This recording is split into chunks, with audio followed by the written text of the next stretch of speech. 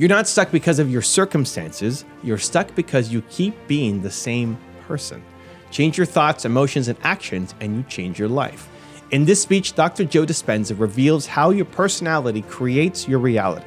He shares stories of people healing themselves, rewiring their brains, and manifesting new lives by emotionally living in their future before it happens. Your body doesn't know the difference between real and imagined, so why wait? The best way to predict your future is to create it. Start now. Special thanks to Liz Dawn for partnering with me to release this content exclusively here on my YouTube channel. And if you make it all the way to the end of this video, leave a hashtag Believe in the comments below so I can celebrate you in a future video. Believe. Good afternoon. I want you to turn to the person next to you. I want you to look them in the eye, and I want you to introduce yourself as a genius. Let's begin. Now, this weekend is about you. It's about you. It's an opportunity for you to retreat from your lives just for a few days and remove the constant stimulation in your external environment that reminds you of who you think you are as a personality. To separate yourself from the people you know and the places you go and the things that you do at the exact same time every single day, in order for you to learn some vital information about the truth of who you are. And all of this information, whether it's based in science or spirituality or theory or philosophy, is just intellectual data. But some people will actually take this information and they'll apply it. They'll personalize it. They'll demonstrate it. They'll initiate it in their life in some way. And if you can get your behaviors to match your intentions, if you can get your actions equal to your thoughts, if you can get your mind and body working together, hang on, because you're going to have a new experience. And that philosophical, theoretical, spiritual information that you learn is stitched neurologically in your thinking brain. In fact, every time you learn something new, you cause new synaptic connections to form. And the Nobel Prize laureate Kandel in the year 2000 found that when people learn just one bit of information, they doubled the number of connections in their brain from 1,300 connections to 2,600 connections. Physical evidence as a result of their interaction in the environment. That's learning. But if they didn't repeat that information, if they didn't review it, if they didn't think about it over and over again, those circuits pruned apart within hours or days. So all of this theoretical, philosophical, spiritual, scientific information is for you to do something with. And as I said, if you can get your behaviors to match your intentions and you can apply this, you are going to create a new experience. Now, when you're in the midst of an experience, all of your five senses plug you into the external environment. And as you're experiencing that event, all of that sensory data rushes back to your brain through 5 different pathways. And it causes jungles of neurons to organize themselves into networks and patterns, reinforcing that philosophical information. The moment those neurons string into place, the brain makes a chemical. And that chemical is called a feeling or an emotion. And the moment you feel that emotion, you are teaching your body chemically to understand what your mind has intellectually understood. And we could say that knowledge is for the mind and experience is for the body. And in that moment, you are embodying the truth of that philosophy.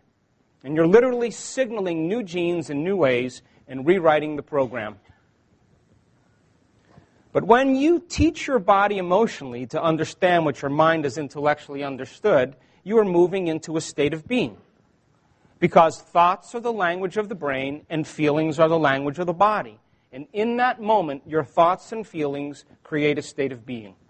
Now, it's not enough to do it once. You have to be able to replicate the experience.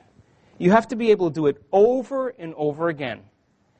And every time you can reproduce the experience, both neurologically and chemically, you're conditioning your body to learn how to do it as well as your mind. And when your mind and body merge as one, or your body knows how to do it as well as your mind, now you're in a state of being. It's innate in you. It's who you are. You no longer even have to consciously think about it. You know how you do it, but you don't know how you know how, because it becomes a subconscious program. So if knowledge is power, then knowledge about yourself is self-empowerment. And you are here because you believe in possibility. And so our journey then is to go from philosopher to initiate to master. From mind to body to soul. From knowledge to experience to wisdom. And from thinking to doing to being. And you have all the biological and neurological machinery to do this. So then, you've retreated from your life for a period of time for us to remind you of what you already know and to give you permission to apply it to your life. And when you combine a little quantum physics with a little neuroscience and a little neuroendocrinology and a little psychoneuroimmunology and epigenetics, all of those things point the finger at possibility. And it says then that we are not studying normal. We are not studying the predictable. We are studying the unpredictable. We're studying the supernatural. And I was in Portugal last year, and I was getting ready to do an event. And as I was coming down the stairs, all of a sudden the coordinators were frightened. And there was a group of neuroscientists picketing my event. And I said to the reporter, who was a very, very credible reporter, I said, invite him up. Tell him to come up. And they wouldn't come up and talk to me. And they couldn't understand my research. They couldn't understand what I was recording. And I said to them, will you please tell those men and ladies that I'm not interested in normal. I'm not interested in natural. I'm interested in supernatural. And common people around the world are doing the uncommon. And they are healing themselves of chronic diseases. They are healing themselves of past scars and wounds that keep them connected to the past. They are creating new opportunities and new adventures in their life that transcend even their thinking brain. They're having dimensional interactions because they understand the science of how that's possible. And science is the contemporary language of mysticism. Science demystifies the mystical. And when you begin to understand that you can understand something from a scientific standpoint, it begins to remove the doubt. And if you start talking about religion or culture or tradition, you begin to divide an audience. And science creates community. And so then, we started measuring transformation about 3 years ago in common people just like you. Because if people were healing themselves in my workshops in real time from MS and lupus and celiac disease and chronic pain and a host of other rare genetic disorders that medical science had no solution for, if it was happening in real time in our workshops, it was time to measure it. Because they were literally signaling new genes and new ways in changing their biology. And we made scientific history in the last 3 years. And the beauty behind it was that they weren't Buddhist monks. They weren't nuns with 40 years of devotion. They weren't Kabbalistic rabbis. They weren't Zen instructors. They weren't academics or scholars. They were common people just like you doing the uncommon. And when they understood how to do it, and they understood the what and the why, the how became easier. And my passion in this work is not to sit around and speak philosophy. I'm over it. There's enough philosophers in the world. As a matter of fact, I don't barely do any workshops or conferences like this anymore because I think it's dinner conversation. I want to be with the people that want to do it, that are coming up against Their emotional disbelief. They're coming up against a program that stands in the way between them and their greatness. I want to be with the people who have been diagnosed and got the voodoo curse that they had 6 months to live, and they're living for 10 years, and they've healed themselves. We want to study the uncommon. As an example, you heard, right, that you only have a certain number of neurons, and all that tequila you drank, you blew them all out, and you're not going to grow back. You heard that, yeah? That's a lie. You know why it's a lie? Because the scientists that were studying the rodents were studying them in an unchanging environment. They're doing the same things. They're reacting the same way. There's nothing new happening. So then if experience enriches the brain, and learning enriches the brain, and experience begins to change your body genetically, so experience-dependent genes, they're all related. Behavior-dependent genes are passed on to the next generation, but you weren't told that. You were programmed into believing that genes create disease. But when people begin to wrap their mind around possibility, and they begin to think that maybe if they change their mind and body, change their thoughts and feelings, and make different choices, that they could literally change their biology. Because those rodents, then, by a woman neuroscientist, thank God, from Princeton University, said, what if we put a bunch of rodents in an enriched environment, in a changing environment? And guess what? They had so many more connections in their brain. They had more dense brains, bigger volume, more neurons. They passed on that information to the next generation. So then how many people in this audience, I'm curious, believe in the idea that your thoughts have something to do with your destiny? I'm just curious. You do, yes? You sure? Okay, so how many people actually woke up this morning and consciously created a future?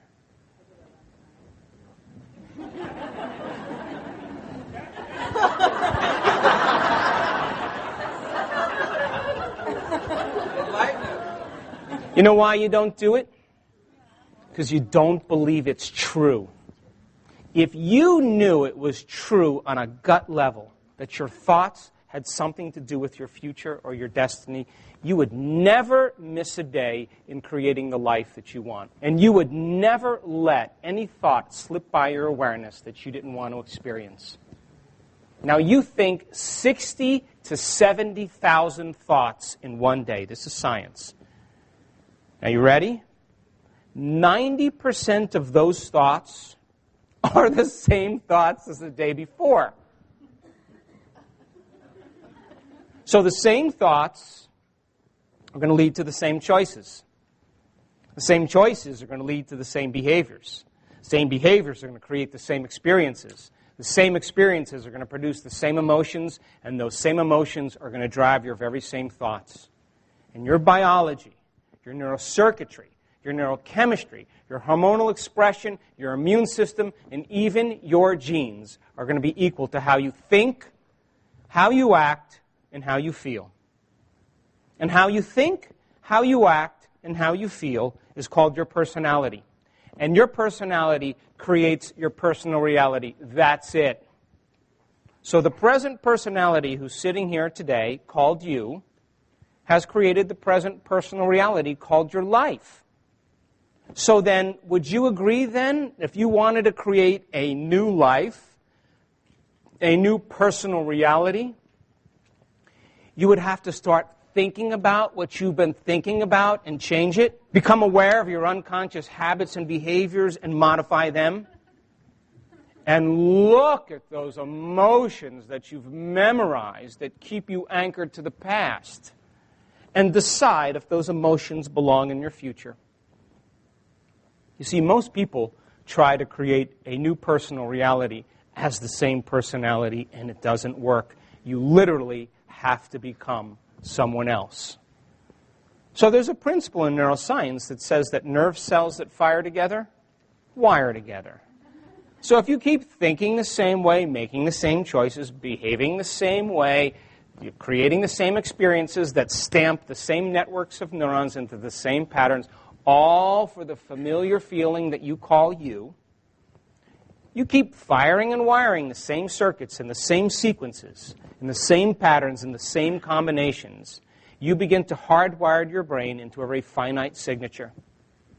And that box in your brain, the most commonly fired, neurologically wired set of thoughts, behaviors, and emotions that's acquired through frequent repetition, becomes your personality. And you're in the box and becomes hardwired into a program. And then people become very predictable because they're thinking the same way, acting the same way, feeling the same way, and secretly expecting their life to change. So then you would have to agree with me then that new thoughts and new knowledge should lead to new choices, yes? And new choices should lead to new behaviors, and new behaviors should create new experiences, and new experiences should create new emotions.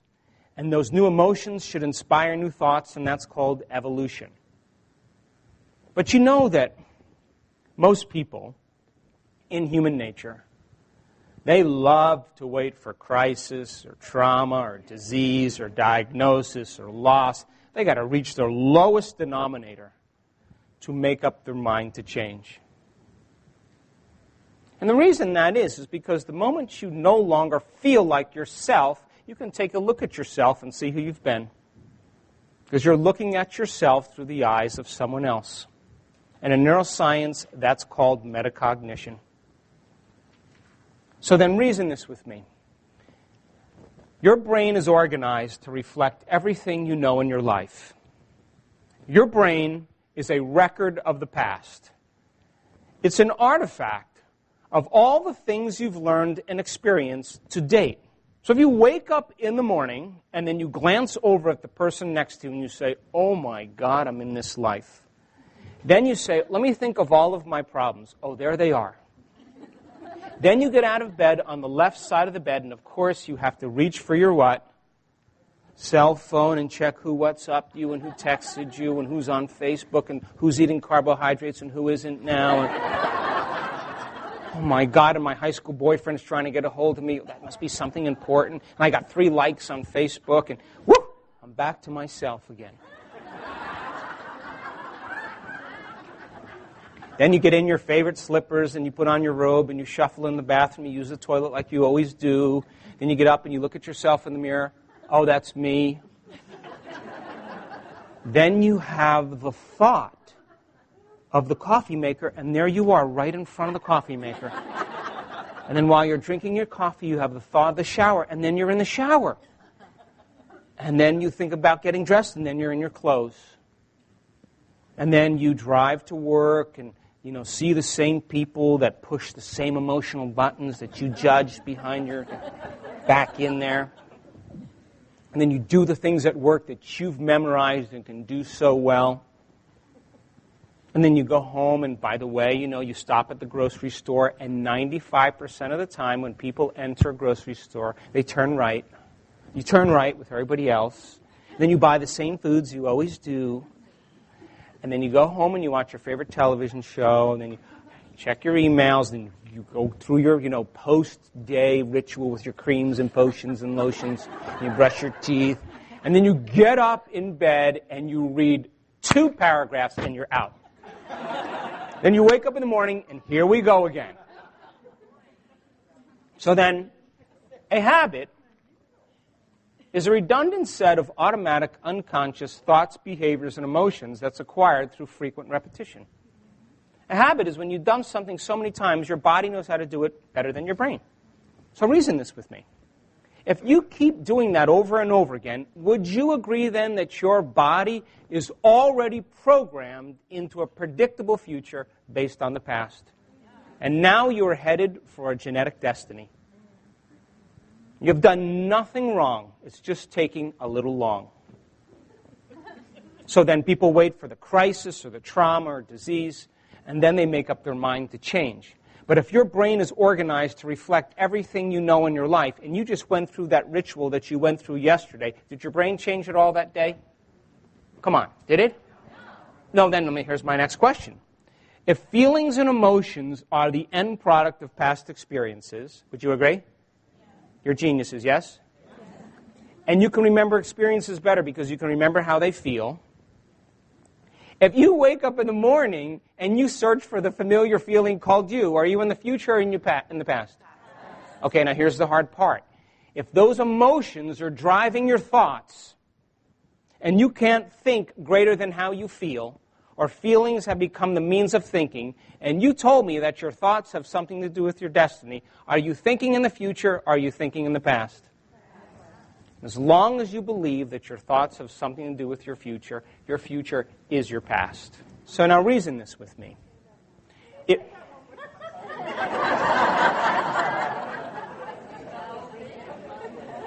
Did I say something? If your thoughts are being driven by familiar emotions that keep you anchored to the past, then your future is your past, if you believe that your thoughts have something to do with your destiny. So then, if you are not defined by a vision of the future, then for the most part, you are defined by memories of the past. And Scientific American, a prestigious magazine, says that 50% of what you talk about in your past isn't even true.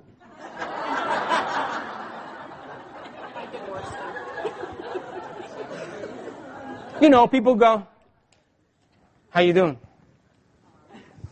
Not good. Why? Well, getting a divorce. I'm losing my job. My cat's got leukemia. Nobody loved me on Facebook today. And then their friend says, really? Well, I got fired from both jobs and someone hacked into my computer and now they stole my credit card. Well, really? Well, my mother's in the hospital. And people use each other to reaffirm their addiction to certain emotions that keep them anchored to the past. Now, am I getting too close? Because this morning when I created my day, I decided to talk very straight with you.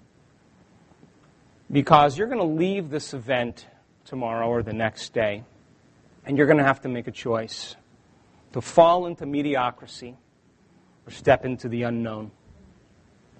So then, if you're not defined by a vision of the future, which requires a clear intention and an elevated emotion, then for the most part, you are living in your past, and you will be predictable.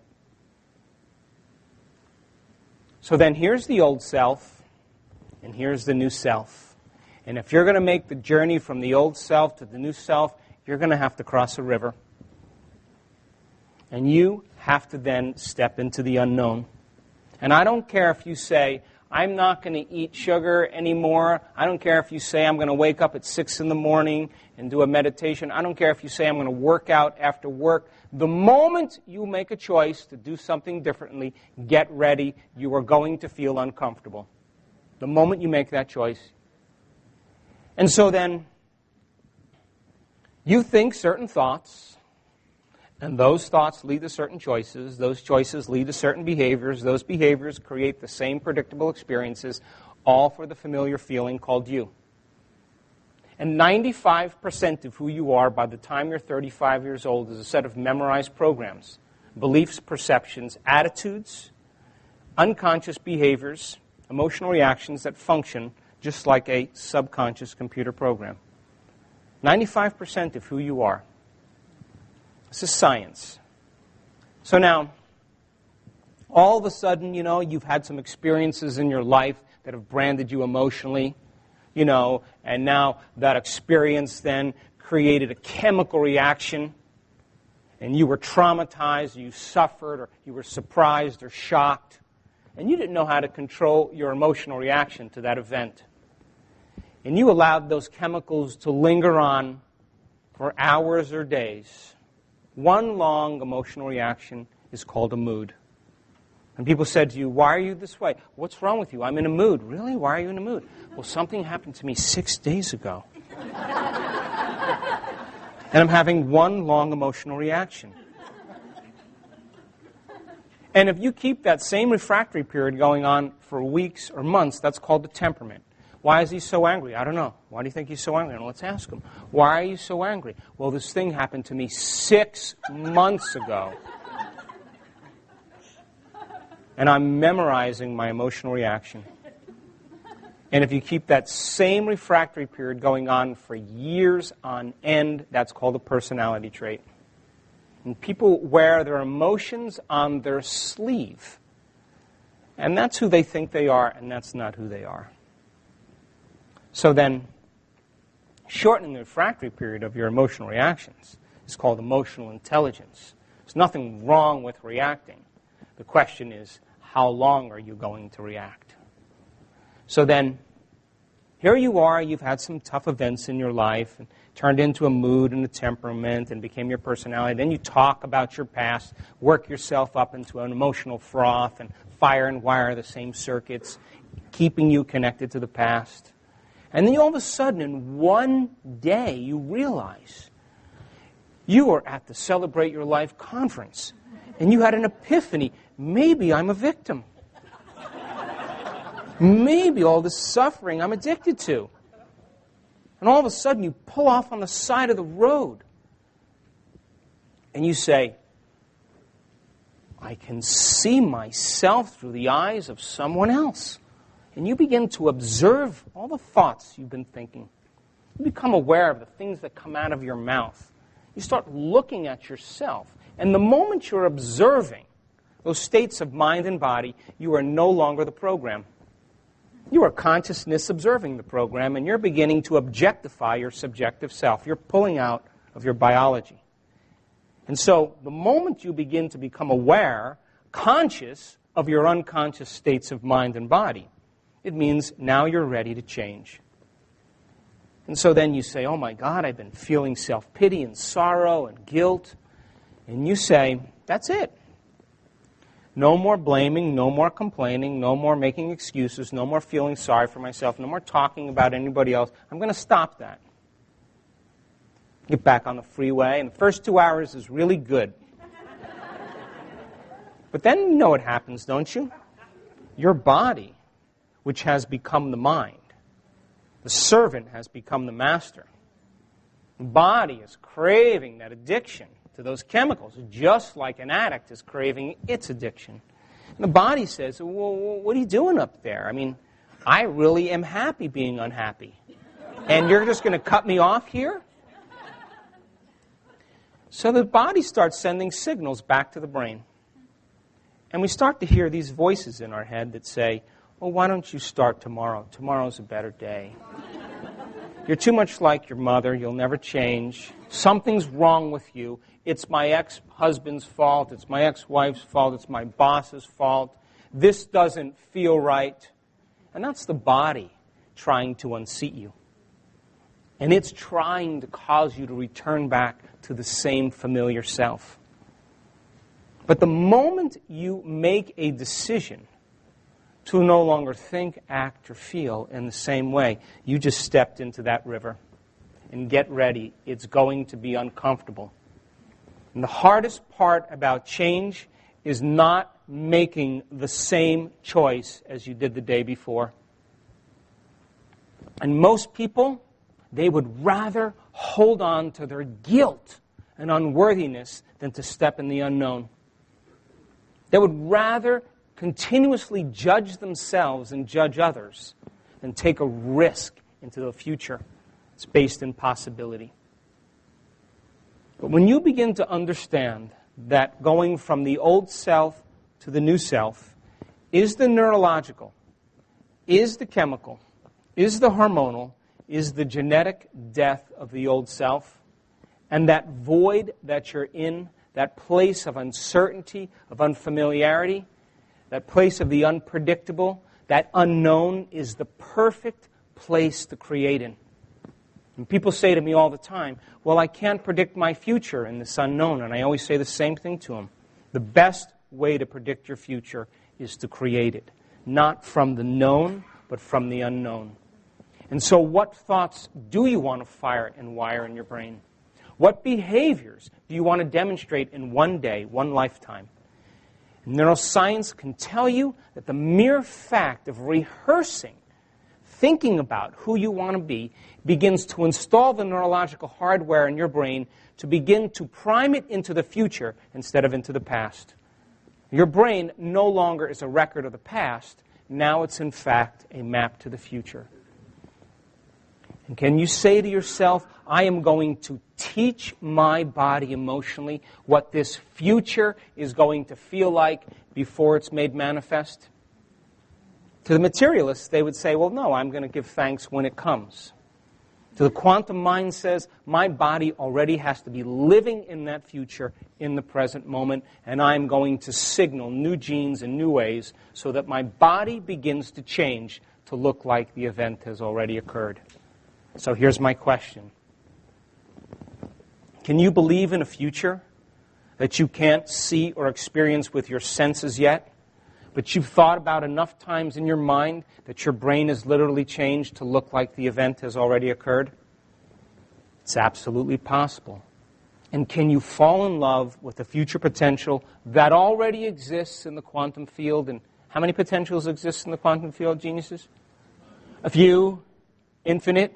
Can you fall in love with a future potential that already exists in the quantum field and emotionally embrace it to such a degree that your body, as the unconscious mind, begins to believe it's living in that future reality in the present moment, and you're signaling new genes to make new proteins, prepare your body for that event so it looks like it has already occurred? Is that possible?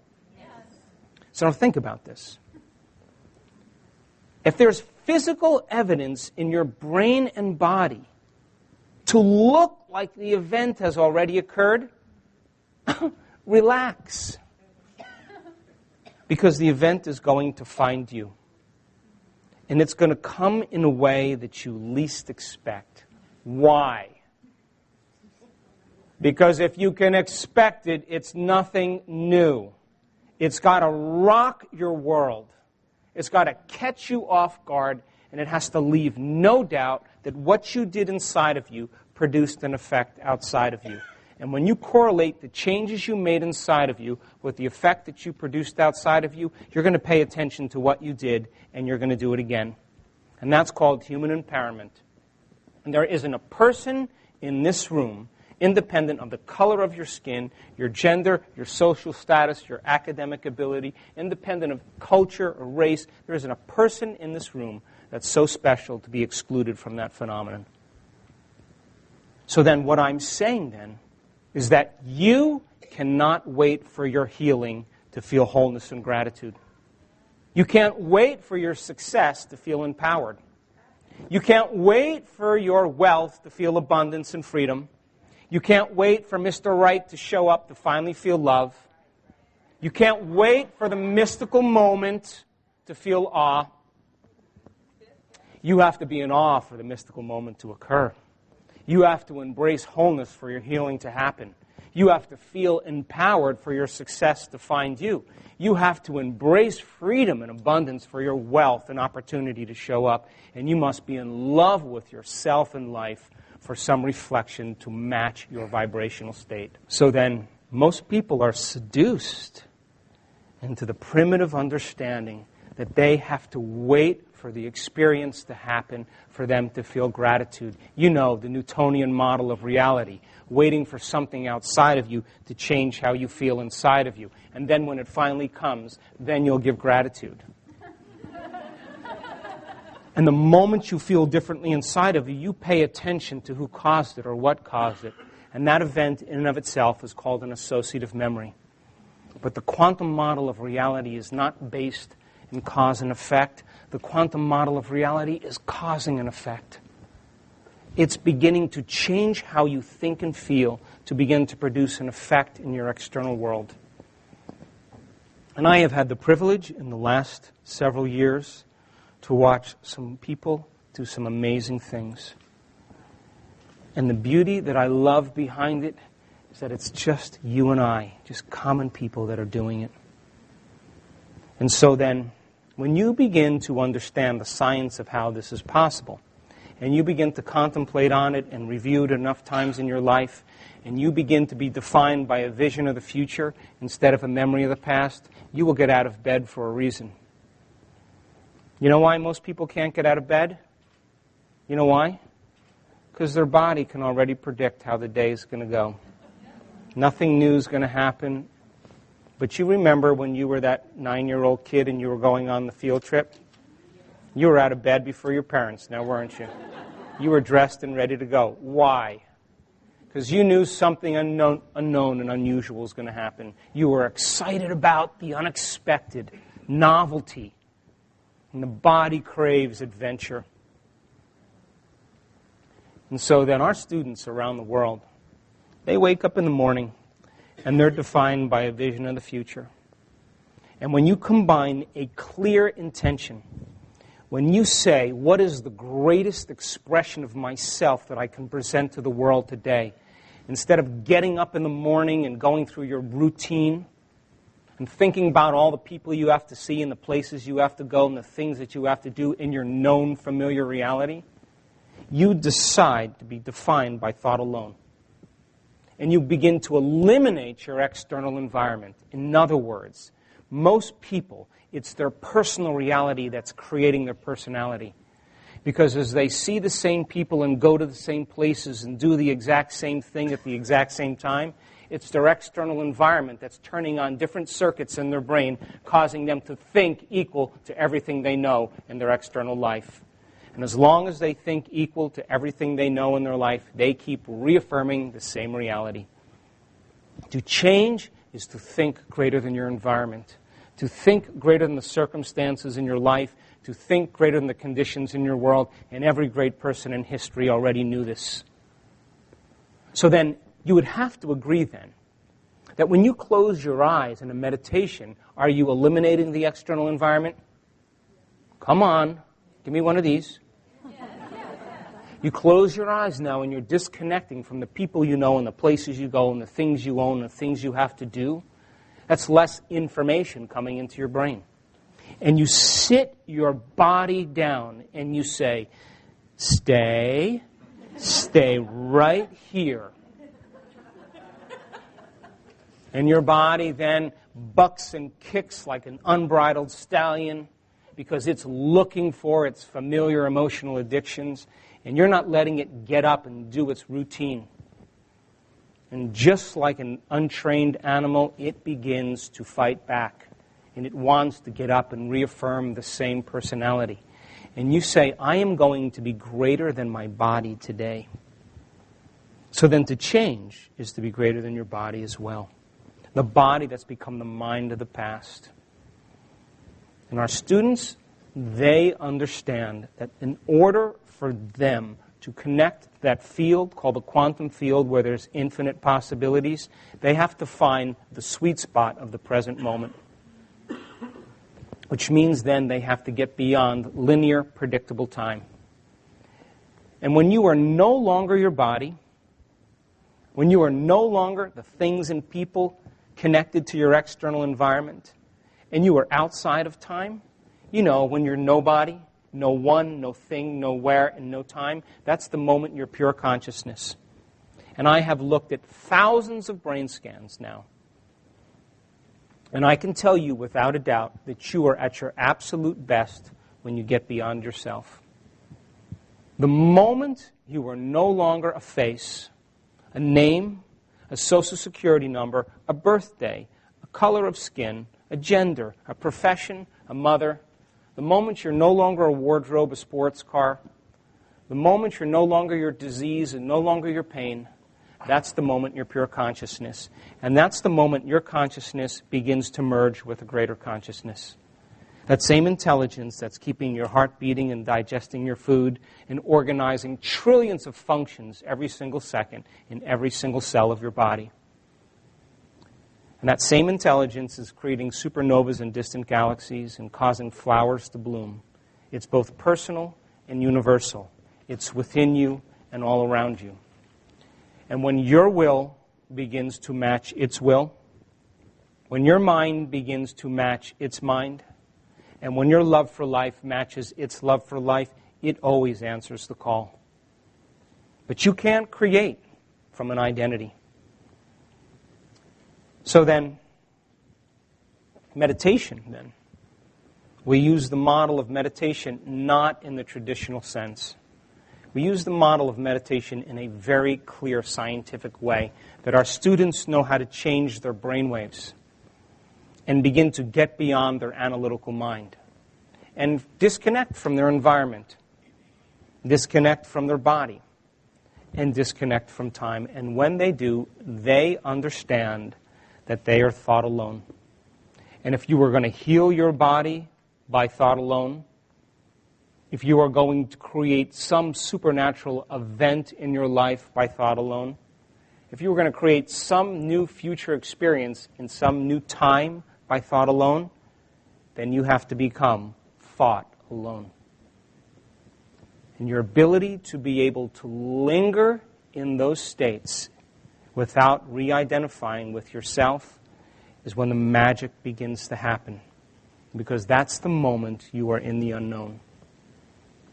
And so, when you react to people and things in your life, and it creates emotions like anger and aggression, and hatred, and competition, and judgment, and fear and anxiety, and unworthiness, and shame, and guilt, and suffering, and pain, depression, they're all created by the hormones of stress. And stress is when your body is knocked out of homeostasis. Stress is when your body is knocked out of balance. The stress response is what your body innately does to return itself back to order. Now you have three types of stress. You have physical stress like traumas and accidents and injuries and falls. You have chemical stress like viruses and bacteria, pesticides and pollutants, blood sugar levels, hangovers. And then you have emotional stress, traffic jams, internet connections, second mortgages, single parenting, 401ks, family tragedies, and all of those things knock the brain and body out of balance. And all organisms in nature can tolerate short-term stress. A deer gets chased by a pack of coyotes. The moment the deer sees the threat in her external environment, she turns on a primitive nervous system called the fight-or-flight nervous system. And she mobilizes enormous amounts of energy to prepare herself for that threat in her external environment. And the moment she gets that rush of chemicals into her bloodstream, she becomes super aware of her body because she's got to take care of it. She's got to survive. She becomes very aware of the conditions in her environment. Where can I go? And she becomes over-focused on time. How much time do I have to get there? But if she outruns the coyotes, 15 minutes later, her body returns back to balance and the stress is over, and she goes back to grazing. My name is Liz Dawn, and I'm with Celebrate Your Life Events. And the presentation that you've been listening to was recorded live at one of our Celebrate Your Life conferences. And this program was created exclusively for Evan's audience. And I'm super thrilled to share this information with you. So come check us out. Take a look at all of our retreats and programs and conferences that we have to offer. Click the link below, and hopefully I'll see you in person. All right, now let's get back to the presentation. Human beings are a little different. Do you know that you could actually be chased by a predator and turn on that same system? But you could have a rough experience with a coworker or a boss or a mother-in-law, and the moment you see that person, you turn on the same system as if you were being chased by a predator. Or you can begin to think about some future worst-case scenario that could happen in your life. Out of the infinite potentials in the quantum field, you are going to choose the worst one. And you are going to begin to emotionally embrace the outcome. So because if you're prepared for the worst thing that could happen in your life, anything less means better chances of survival. You can unfold the past bitter memory that's tattooed in the recesses of your gray matter, and like magic, you can bring it to life. And in that moment, it's real. And your body moved out of balance. So then, most human beings turn on the stress response just by thought alone. And if you turn on the stress response and you can't turn it off, you're headed for some type of disease. Because no organism in nature can live in emergency mode for an extended period of time. And when you react to someone or something in your life that turns on that fight or flight nervous system, that sympathetic system, and you draw from this invisible field of energy around your body, and you turn it into chemistry, the field around your body shrinks. How do I know? I measured it. Now you are more matter and less energy. You're more particle and less wave. And you've just tapped the resources of energy and turned it into chemistry. And now you are matter trying to change matter. And you will always try to force the outcome. You will always try to control the outcome. You will always try to predict the outcome because you're vibrating at the same speed as matter. And it will take time for you to get what you want. Now, when you react and you get that rush of adrenaline, what most people don't know is they become very addicted to that rush of adrenaline. And they use the people and the problems in their life to reaffirm their addiction to that emotion. Now, it's a scientific fact that the hormones of stress downregulate, dysregulate genes and create disease. This is science. I also said that you can turn on the stress response just by thought alone. i.e., your thoughts can make you sick. So if it's possible that your thoughts could make you sick, is it possible that your thoughts could make you well? Oh, good. And if you can turn on the stress response just by thought alone, and those chemicals are highly addictive, is it possible that you can become addicted to your own thoughts? Am I getting too close? This is why change is so hard. And if you use the people and conditions in your external reality to reaffirm your addiction to your emotional state, you use your boss to reaffirm your addiction to judgment. You use your ex-husband to reaffirm your addiction to resentment. You use your enemy to reaffirm your addiction to hatred. All of that, then, keeps you feeling the same way. Is it possible, then, that you're addicted to your past-present reality? Come on. This is why change is so hard. So the emotions of anger and aggression and hostility and hatred and frustration and competition and envy and jealousy and insecurity and fear and anxiety and guilt and shame and unworthiness, they're all created by the hormones of stress. And science says, psychology says, those are normal states of consciousness. They are altered states of consciousness because that's not who you really are. And so then, when you begin to mobilize all this energy from the field and you turn it into chemistry, that field around your body is going to shrink, and you are going to define reality with your senses. You know why? Because you're going to become a materialist because that's where the danger is. You're going to put all of your attention on the outer world because there's a threat out there. I was walking last year, getting ready to go to Costa Rica, and I have a beautiful ranch with 200 acres and the end of a 1-mile road, and there's nothing out there, just woods. And I've walked that property thousands of times. And I parked my car, and I was coming in, and I had to leave the next day for Costa Rica, and I had my dry cleaning on this shoulder, and I had my computer bag here, and there's a nice, beautiful walk to my house, and I have these really large stones, and I was walking around the stones like this, and all of a sudden I heard, now there's 10 dogs on the ranch. I said, Tula, Tula,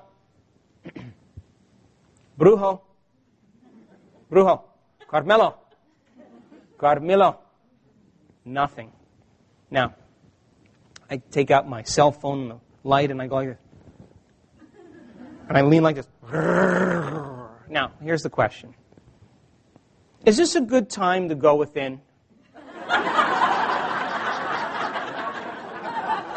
Is this a good time to open my heart and trust in the unknown?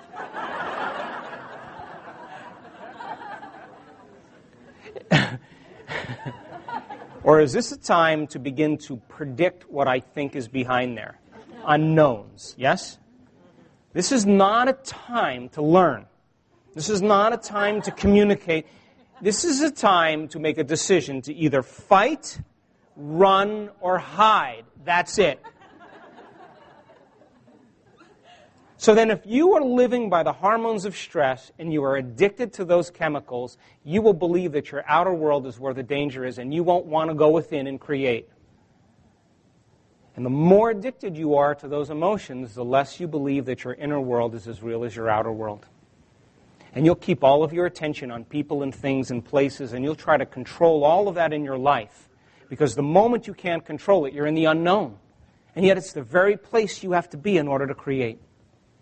So I'm asking you, can you lay down the very thing you used your whole life to get what you want for something greater to occur? Because in the state that's opposite of living in survival is that state of living in creation. You ever notice when you are in a creative moment that you forget about yourself? Did you ever notice that? Did you ever notice that the moment you're involved in something that you lose track of time and space? You come back to your senses, and it feels like a moment, and it was 2 hours. You forgot about the pain in your back. You forgot about your problems. You forgot about all your obligations. You were completely in the present moment.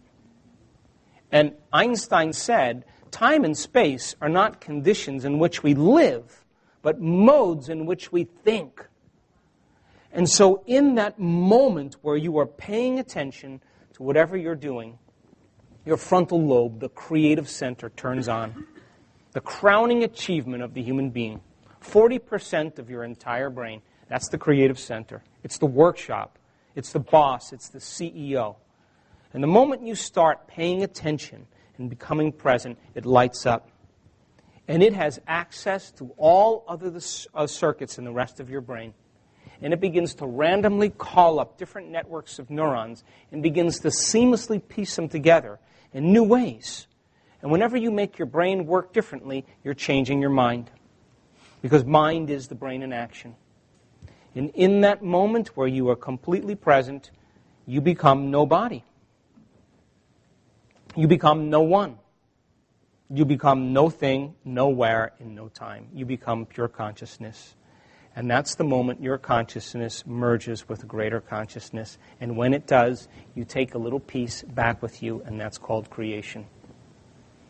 And when you do it properly, and I have witnessed this so many times, and you're no longer endorsing these lower centers of sexuality or consumption and digestion or guilt or shame or importance or power, and these are all turned off because you are elsewhere.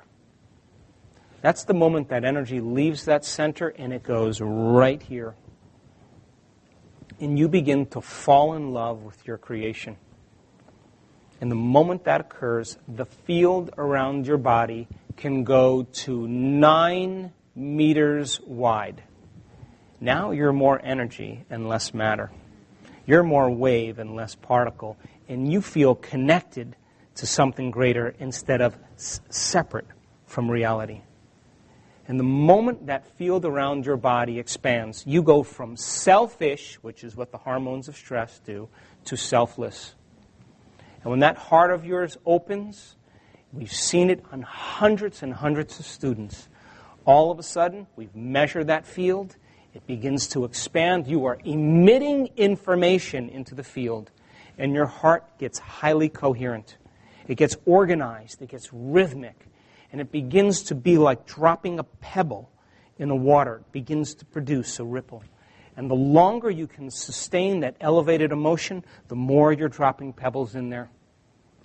And if you can feel profoundly and richly, and you can fall in love with the moment and feel gratitude, you're in gratitude. It means it's happening to you, or it has already happened.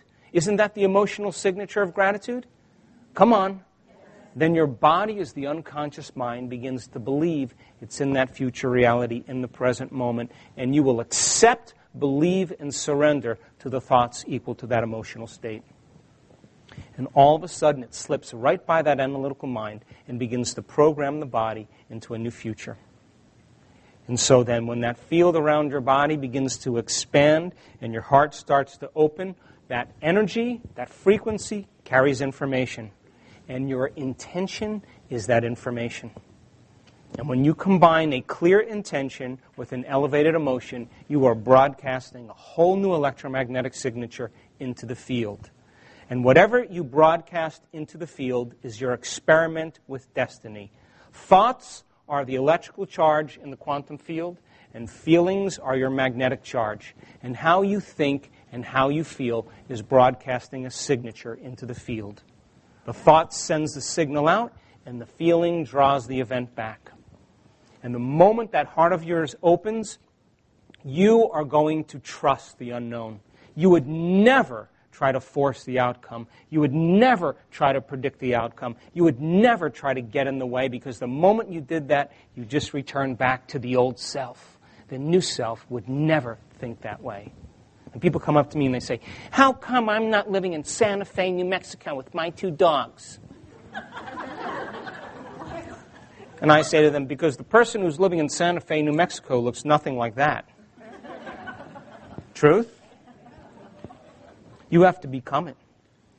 So if thoughts are the vocabulary of the mind and feelings are the vocabulary of the body, and how you think and how you feel creates a state of being, then you would have to agree with me then that if you're thinking the same thoughts that turn on the same circuits in your brain that make the same chemicals for you to feel the same way every single day, in the moment you feel that feeling, those feelings drive the same thoughts, and then those thoughts create the same chemicals that make the same feeling. The redundancy of thinking and feeling is causing your brain and body to live in the past. And you can't create a new future if your brain and body are in the past. So then, people in our work, they understand that they're not going to wait for their lowest moment in their life to create a future. That's the old model. They are going to be defined by this vision, and they are going to begin to emotionally embrace that future so that now they're in an elevated state. And they can then, from an elevated state, look at the old self from an elevated state instead of from a below state. It's the same exact thing. But in order for you to change then, you're going to have to become conscious of your unconscious thoughts. You're going to have to become aware of your automatic behaviors and habits. And you're going to have to look at those emotions that have defined you, that keep you to the past. In other words, if you want wealth, you can't take lack with you. If you want love, you can't take judgment with you. You've got to leave it behind. So then, if you went to a wedding, which I did last night, which was really beautiful, in Phoenix here, and the band started playing, and then you ran, you had 3 shots of tequila, and 2 bottles of wine with 3 of your friends, and all of a sudden they play the music, and you got out there and you did the... and you did this, so you carried on the whole night, and, the wedding guy with the cameras going like this. And you're like... And all of a sudden, they post the wedding on the internet, and then you see yourself. The fact that you observed yourself, would you agree that maybe the next time you kind of bring it in a little bit? That's observation. That's the frontal lobe. Because of the size of the frontal lobe, you can pay attention to who you are to do a better job in life. But not many people like to light a match in a dark place. But then the process of change requires unlearning and relearning.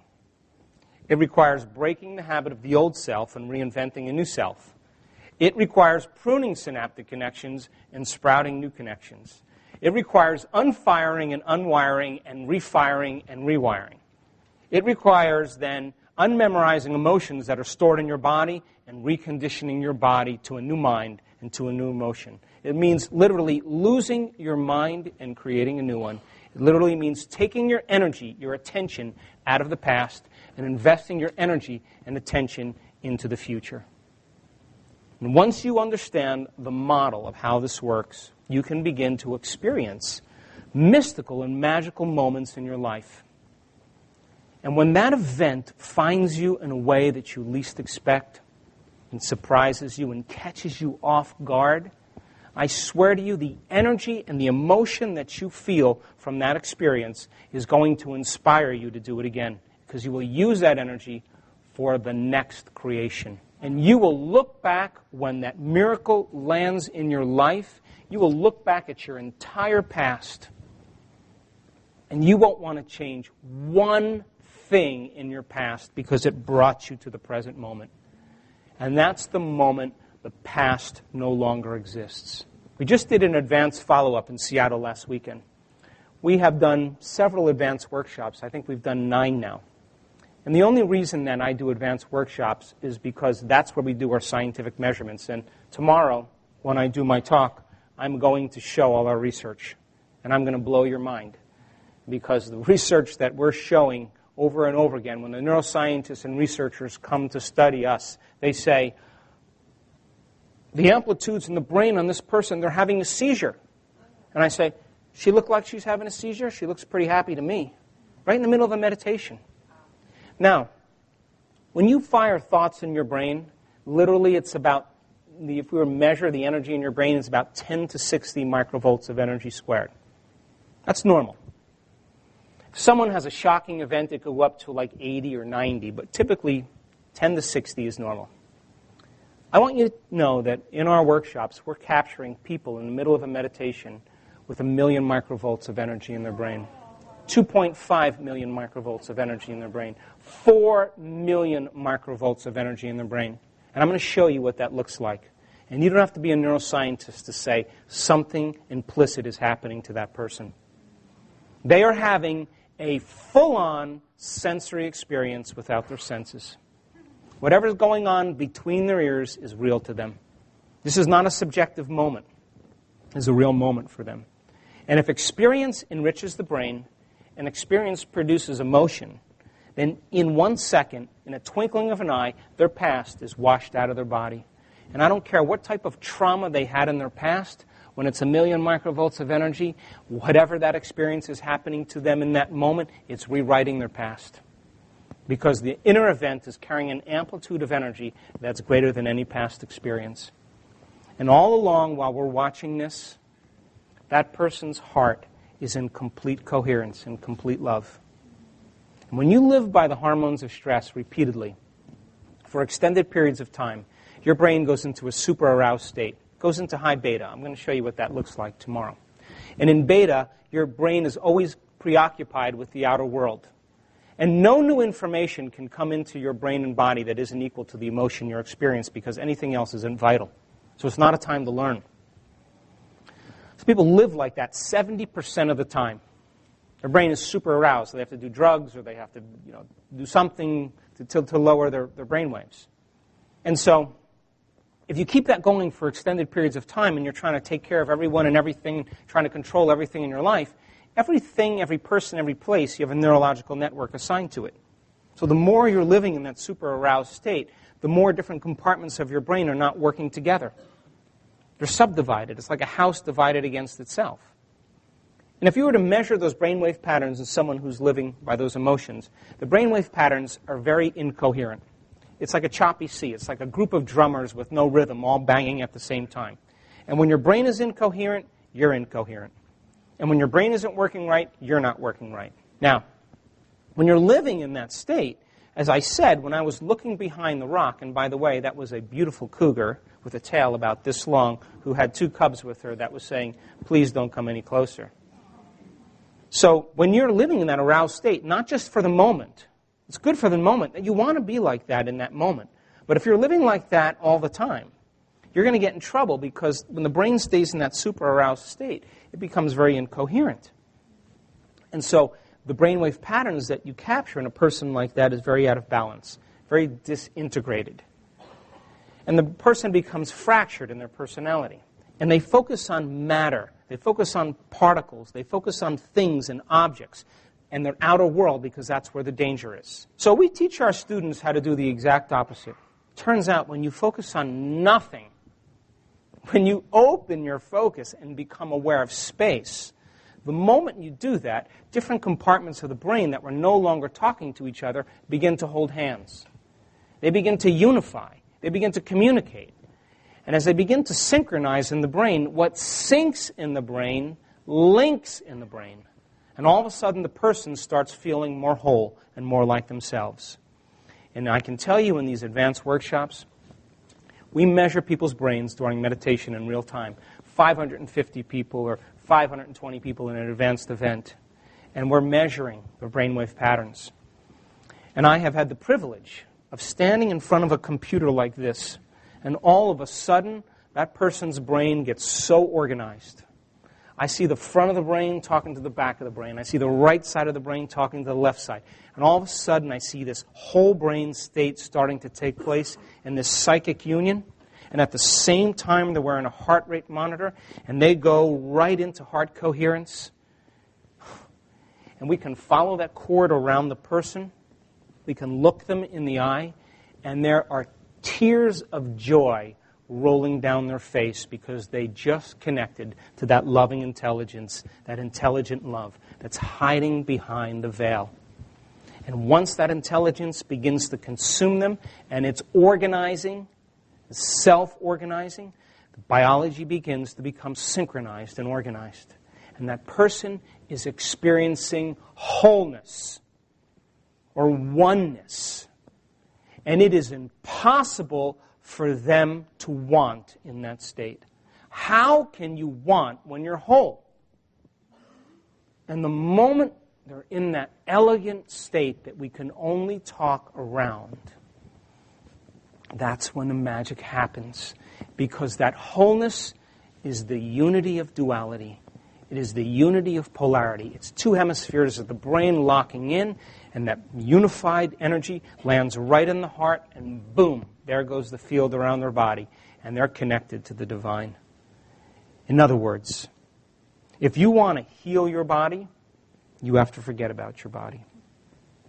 You want to change some aspect of your personality, your identity, you got to get beyond your identity. If you want to create something out of nothing, you got to get to nothing. If you want to create a wonderful experience out of nowhere, you got to get to nowhere. And if you want to get out of the same routine life that you live in that's predictable in time, you got to get beyond time. And when you truly do that, and you get out of the way and continuously surrender an aspect of your limited self to join the greater self, and that intelligence begins to connect to you, it's going to begin to consume you, and its nature is going to become your nature. Its mind is going to become your mind. Its will is going to become your will. Its consciousness is going to become your consciousness. Its love for life is going to become your love for life. And imagine we measured. We had people spitting and urinating and drawing blood. We wanted to measure genetic changes. And when we were capturing those high amplitudes of energy in certain people's brains, we measured their oxytocin levels, the love chemical. And one of my friends as a scientist was asking me the other night, why did you choose oxytocin? I said, you know, when a mammal is bonding with the offspring, when they lick the offspring or when they're cuddling or they're touching, oxytocin is released. And oxytocin creates bonding. It's a limbic brain phenomenon. When you're in a new relationship and you're together and you're hugging and you're kissing and you're exchanging, all of that increases oxytocin levels, which increases fidelity. It creates a monogamy. You bond and you connect. So I said, well, if your people are dreaming a new dream, I want them to bond to their future and fall in love with it, just like they fall in love with something that's animate, something inanimate. This lady's amplitudes were way high. And we measured her oxytocin levels. And her oxytocin levels were 227 times normal. Now I want you to understand oxytocin. Because the moment oxytocin is released in quantities like that, the first place it rushes to, which most people don't know, is the amygdala, the survival center of the brain. And it shuts out the lights for aggression and hostility. It lowers the volume for fear and anxiety. And it cools off the circuits for sadness and pain. Shuts them out. Gets there before those other chemicals. And the only thing the person can feel is being in love with life. And we have interviewed people that have had these elevated oxytocin levels, and they've always said the same thing. I am just so in love with everybody. I'm so in love with life. And I call that the natural state of being. And so the research that's been done on oxytocin says that when you have those elevated states, just by 10%, it's impossible for you to hold a grudge. You would never trade this feeling for anyone or anything. It's not like you have to try to do it. It is who you are. So this lady, back to my story, you thought I forgot. At the advanced follow-up this past weekend, we've done 9 advanced workshops, and that's where we do the measurements. We measure brain states, we measure heart states, we measure the energy of the room, the energy around people's bodies, we measure the energy centers of their bodies, we measure genetic changes, we're going to measure telomere changes next year. I'm interested in demystifying the process. And so one of the big things that's happened after our advanced workshops is that we have a community of thousands of people. And when you come to an advanced workshop, we start at 6 in the morning, and we go till 6 in the evening, and everybody's jazzed.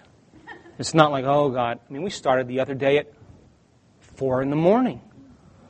Oh, my God. But when you understand that the pineal gland and its secret elixirs is at the height at 4 in the morning, and you understood how to activate it, I was with a community of people that wanted the mystical more than their sleep, wanted the mystical more than their fatigue or their pain. They wanted the mystical more than their coffee and their food. They said, I don't want any of that. They said to the divine, I want you. And I'm going to make contact with you. And that meditation started at 4 in the morning. And we finished at 8 in the morning. And when I said it's 8 in the morning, they all dropped their jaw and said, what? They only thought it was about an hour. They lost track of time and space. And they had mystical experiences. But what people want out of the advanced workshops is community. We have an amazing group of people that come from all over the world, and they want to be with each other because it's a place where they've experienced similar things. You go back out into the world and people think you're crazy, right? But our community of students have done really supernatural things. We were here in April in Carefree, Arizona, and the event was called Becoming Supernatural. And one of the things we did in that event is I gave them the science how to create something out of nothing. And it happened. Not once, not twice, but over and over again. Why wouldn't it if you understood the science? One lady, she wanted a cat to come out of nowhere. You ready for this? Am I stretching you too much? No. Maybe I'll change. I'll go back to the other one. She wanted a cat. And she dimensionalized that cat out of that place, that void, where all things potentially exist. And we did it 3 days. And we locked the hotel room in the evening. We came in there at 4 in the morning to start the day, and there was a cat inside the room. Coincidence? I don't think so. They make mind movies of their future. And they put a song to it, and they stare into a kaleidoscope to create trance in their brain that we show up on the screens that we designed ourselves. And when you're in trance, you're more suggestible. And when you're more suggestible, you're less analytical. And when you're more suggestible, you accept, believe, and surrender to a thought without any analysis. And they go into that trance state, and then they go to their mind movie. And they absorb it. And it's going in right to their subconscious. They're not saying, how's this going to happen? I don't think I'm worthy of that. The analytical mind is in the back seat. And they're listening to that song, and they're going back to the kaleidoscope, into their mind movies, back and forth. And just like when you hear a song and you think about the guy you made out on the bleachers with when you were 16. Oh, this reminds me of John Smith, I want my students to remember a future, just like remembering a past. And then they dimensionalize their mind movie. They move into a scene, and they bring it to life, and they understand the science of how to do that. And nothing is left to conjecture. Nothing is left to superstition. Nothing is left to dogma. They understand the quantum model of how to do it. And they're not thinking about their bodies. They left their bodies way behind. They're trained. They're not thinking about those things. They are investing all of their attention into their future. And where you place your attention is where you place your energy. And they have had crazy experiences. One lady wanted a car in her mind movie. And her great aunt died and left her money after the event. And it was the exact amount she needed for the car, right? So she gets the money, she goes to the car dealership, And she just walks on, and the guy starts talking to her. She goes, shh, shh, shh. That's my car. Let's just go for a ride. I'm going to buy it, you know. And the guy says, okay. So they get in the car, and he says, well, do you want to know anything about the car? She says, no. I'm just going to buy this car. I'm just going to decide if I like it enough to buy it. I'm going to take it for a test drive. And the guy turns on the radio, and the song from her Mind movie started playing. Another lady in Australia this June had her house on the market for 3 years. Tried everything to sell it. 6 months before the event, 6 months before the event, she took her house off the market, her and her husband. She went to the event, she put the sale of her house in her Mind movie. She watched it the first day. She got 2 offers for her house by watching the Mind movie. It wasn't even on the market. She dimensionalized her Mind movie in a meditation. It was so real to her, she could smell the cologne on the realtor. And she said, I know it's going to sell. And the next day, she sold it for more than she listed it for. Miracle or intentional creation? Because a miracle is just something you don't understand. One man created in his Mind movie that he was worthy of affluence. You know what affluence is? You know what the word means? To flow to you. Because if it isn't flowing to you, then you're going to get it, right? And it takes a lot of work. And the moment you have to work for it, you lose your joy. You know? So he came to our advanced follow-up. And I pushed that group way past where they normally would stop. And he went for it. And we had our students dress up as their future self for their Halloween costume. Because we do it every Halloween. And he dressed up as some Swami with Wealthananda or whatever he was, And Tom, what was his name? Tommy. Tommy Flowers, yeah. So anyway, in his Mind movie, he wanted to be worthy enough to receive. That because he's got a retail store, he does well, but he's never at that point where he's abundant. You ready for this? Does his Mind movie every time, and then all of a sudden, the door opens. And when I say the door opens, I don't know how else to explain that, but he got that information, that energy moving through him. And he said that, I watched him in his meditation, his body sat right up, and that energy consumed him. And after that moment, he said, my whole life has been like a technicolor dream. I could see things and smell things, everything's heightened. He got home that night on Sunday night. It was Tuesday morning, some lady walks into his shop and says, I've known you for years. I am going to make you the executor of my will and testament, which is worth, hundreds and hundreds of thousands of dollars. And then she says, now here's a key for you. This is the key for my safety deposit box. And there's $110,000 in gold and silver coins that I want you to have now. Now, in his Mind movie, he has gold and silver coins falling out of nowhere. Am I stretching you too much? Should I stop? So anyway, getting back to the story. How much time do I have? 5 minutes? Getting back to the story of this weekend. A woman from California who's a very successful lady who is involved in the cultural arts of Orange County, California, was diagnosed with stage 4 ovarian cancer. And they gave her the voodoo curse. You have 6 months to live. Prepare your affairs. And she did all the chemical treatments and did all the therapies, and of course, her body was getting worse. And there's markers for ovarian cancer. And her ovarian cancer markers was 1,175, and 35 is normal. So you can imagine that this is an aggressive cancer, yes? Yeah. She reads the placebo and the book and starts doing the meditations. Now I want you to know that she did the meditations even when she didn't feel good. Did you hear me? Yes. She didn't let her body define her. Every day she did them. Then she came to a workshop that I did in Vancouver, British Columbia. And I pushed that group, and she got it.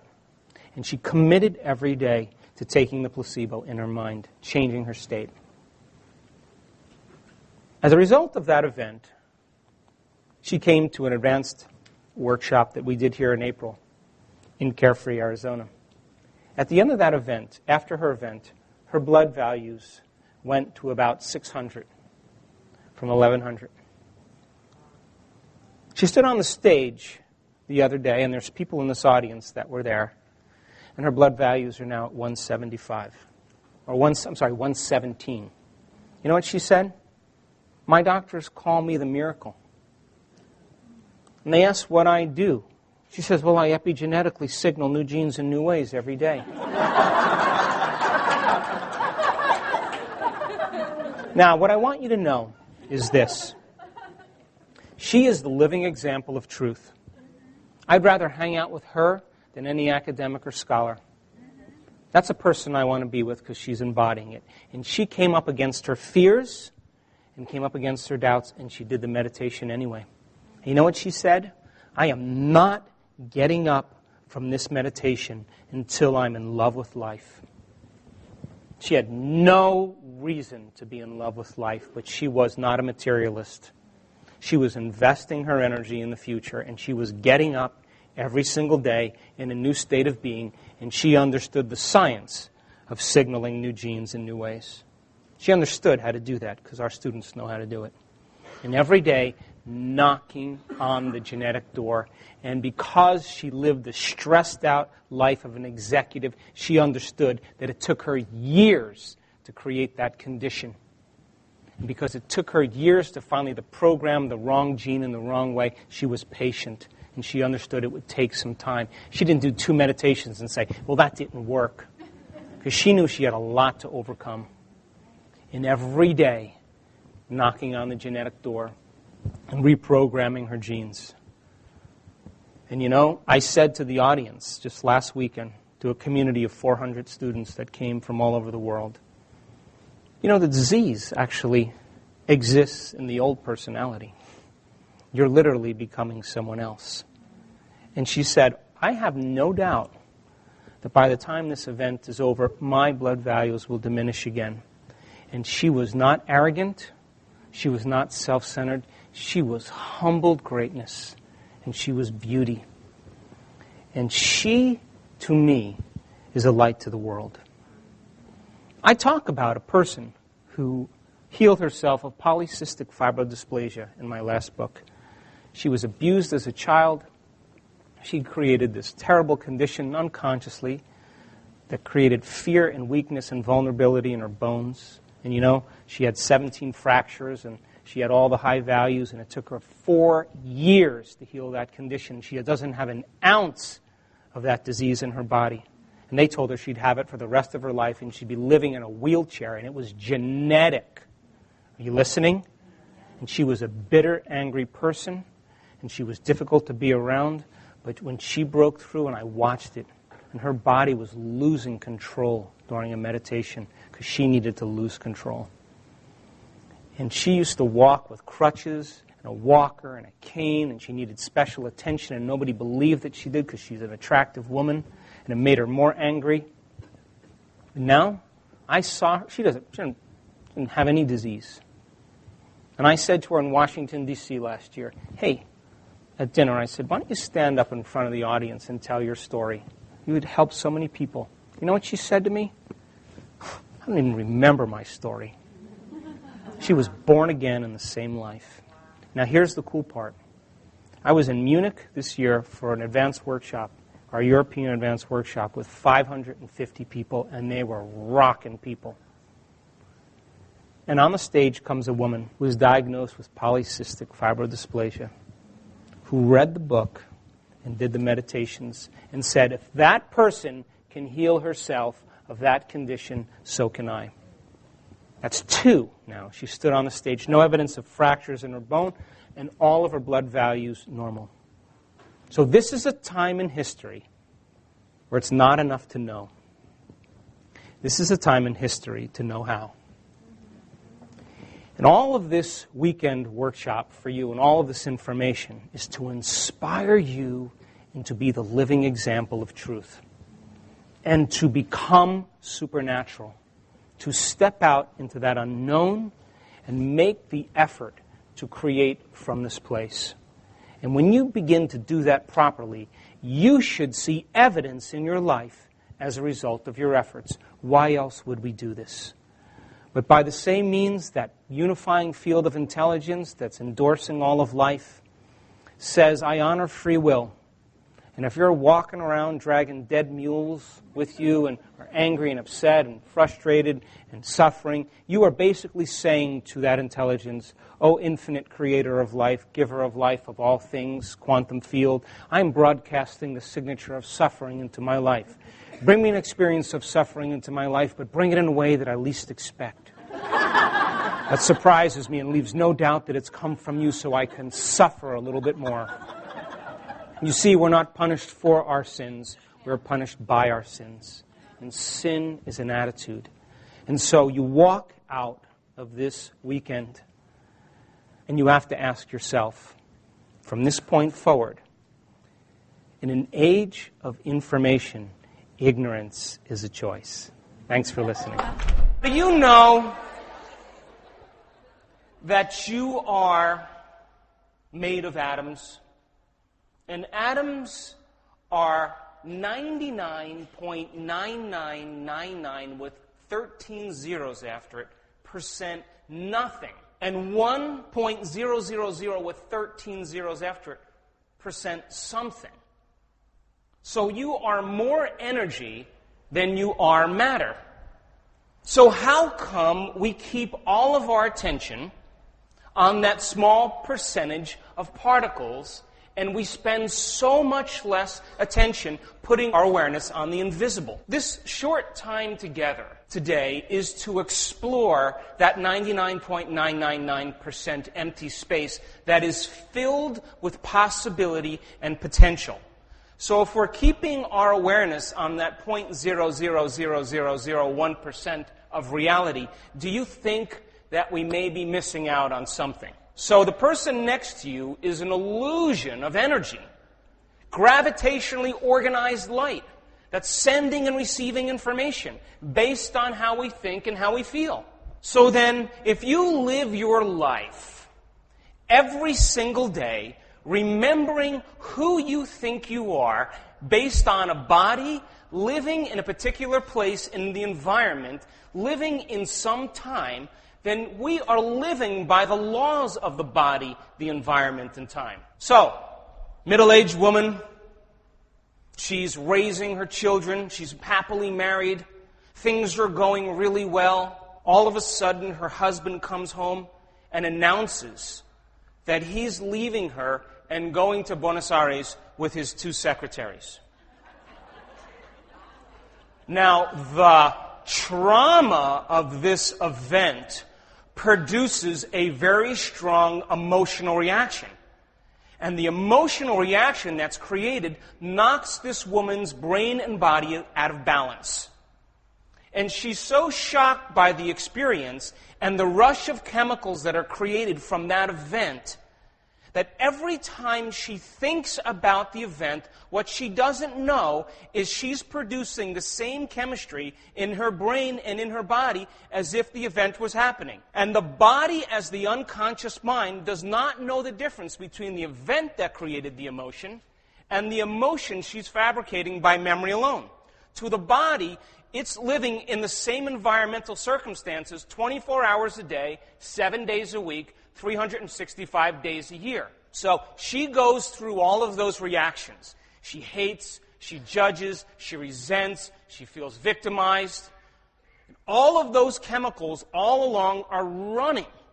And those strong emotions are driving her very thoughts, that are driving her very behaviors. And she keeps this emotional reaction lingering for days on end. And people say to her, why are you this way? Why? What's wrong with you? And she says, I'm in a mood. Why are you? Well, my husband left me for the 2 secretaries. And that same emotional reaction is lingering now for weeks or months. And they say, oh, she just has an angry temperament. And if it runs for years on end, the same emotion means that she's living her life based on the memory of who she thinks she is, connected to some past experience. And we would say now, that is part of her personality. And you would say to her 20 years later, why are you this way? And she would say, I am this way because of this experience that happened to me 20 years ago. What she really is saying is, 20 years ago, an event happened that knocked me out of balance. It produced such strong emotions that it branded me. And I haven't been able to change in the last 20 years. And it's become so much a part of my identity that I'm believing that I am something connected to my past. And you would say to that woman, why don't you change? And she would say, I can't change. You see, you don't understand. This event is the reason I am the way I am. And it's this person's fault in this condition. Different woman now, raising her children, married happily, she thinks. And her husband comes home and says, I'm moving to Madrid with my 2 secretaries, and I'm going with the mailman also.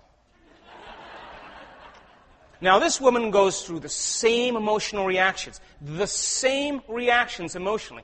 She's angry, she's hating, she's judgmental, she's insecure, she's fearful, she's resenting. But she reaches a point where she becomes conscious that these emotions aren't loving to her, that living by these emotions are making her sick. And she says, well, if I truly loved my husband, what piece of knowledge could I possibly apply in this situation to overcome these emotions? And so she reads a book on self-love, and she reads a book on unconditional love and forgiveness. And she begins to sort out in her mind that if she truly loved her husband, she would let him go and free herself as well. So no matter how difficult it was in the moment, she makes the decision. And when she makes the decision, she decides to go to school and get a degree and raise her kids by herself. She works during the day, goes to school in the evening, takes her kids to all their sports, sacrifices and does all these things. Finally, she scores a new job. She puts her kids through college. She falls in love with the vice president of the company. They travel all over the world. They buy a house in the south of France. Her kids get married and have grandkids. And you approach this woman 20 years later and you say to her, yeah, but your husband left you 20 years ago. She says, that was the best thing that ever happened to me.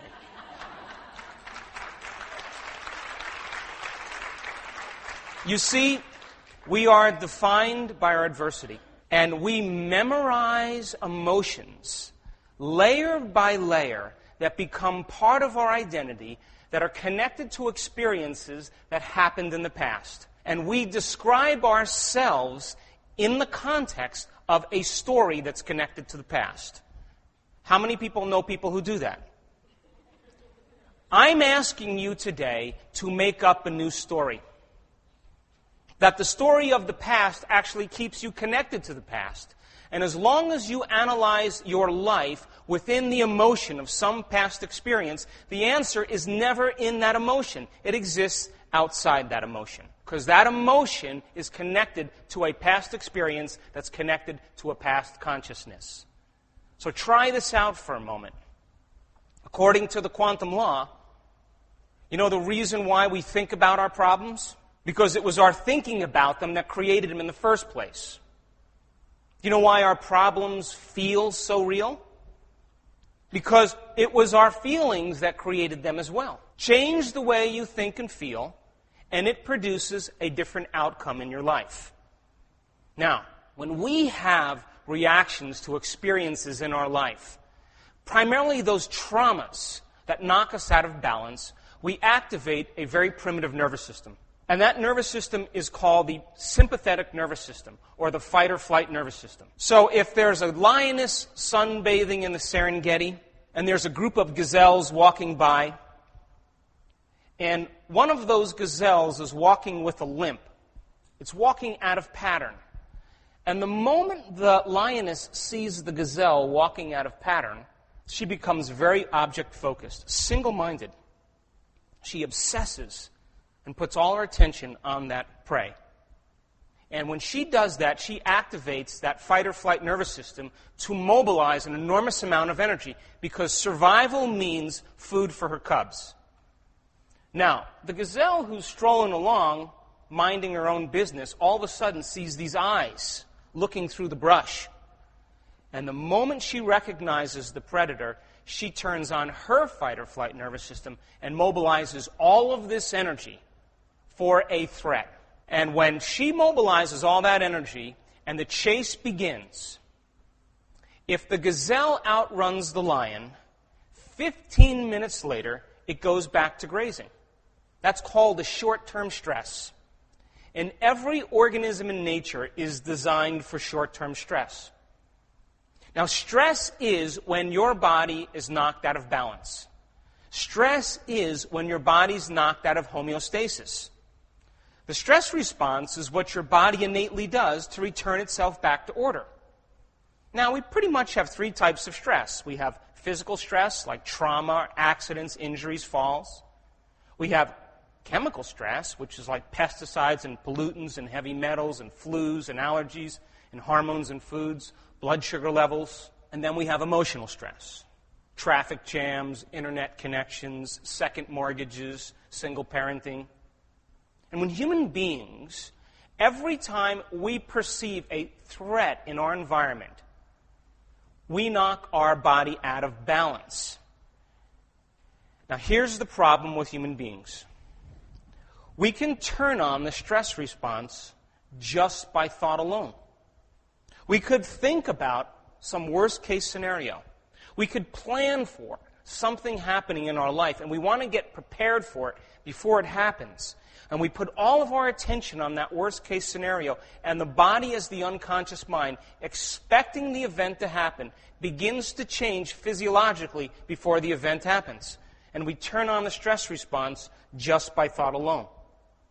Or we remember some past experience that's happened in our life, and we attend to it to such a degree, to the exclusion of everything else, that we produce the same chemistry in the brain and body as if that event was happening.